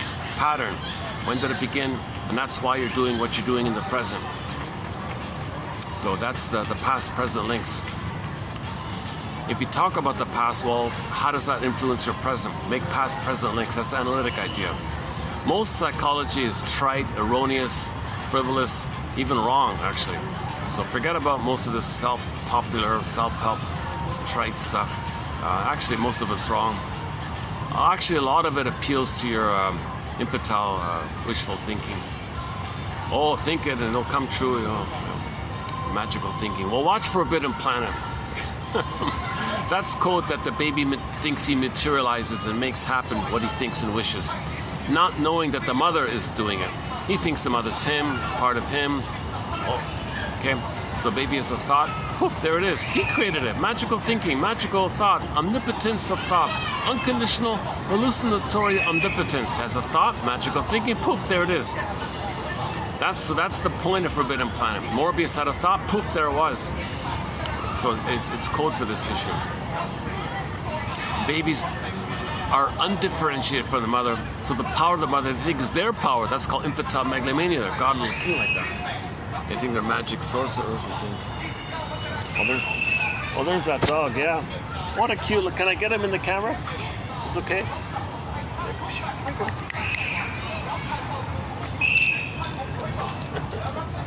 All right. Cute dog, eh? He's got such short legs, eh?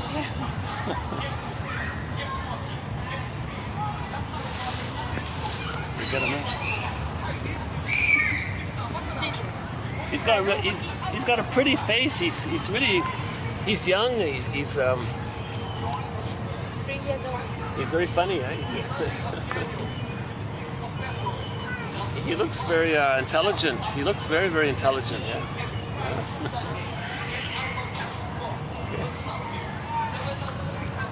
Okay, yeah.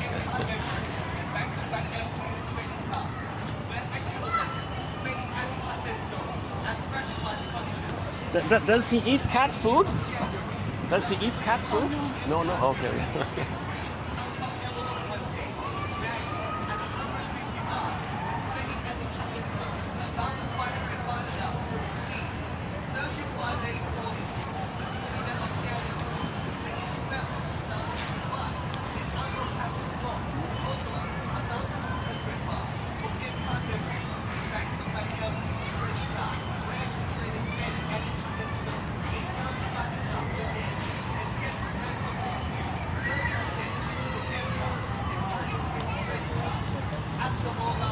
Yeah, that brown and white cat we saw, the jumping cat, he only ate a few little bits of the cat food. He didn't eat all of it, right?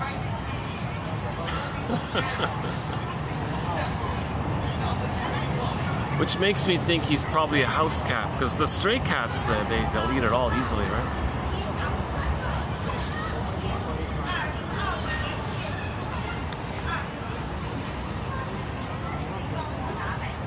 So that's just submitted for your consideration. Forgive psychology for its jargon, says Robert Bly.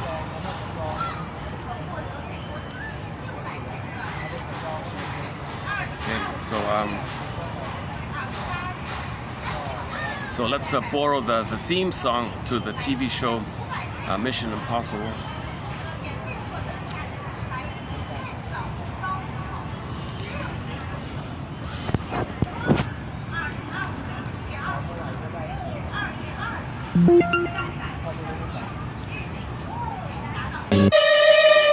Your mission, should you choose to accept it and submit it for your approval, is to read psychology for 10 minutes a day. Forgive it for its jargon. Use the quotes as springboards.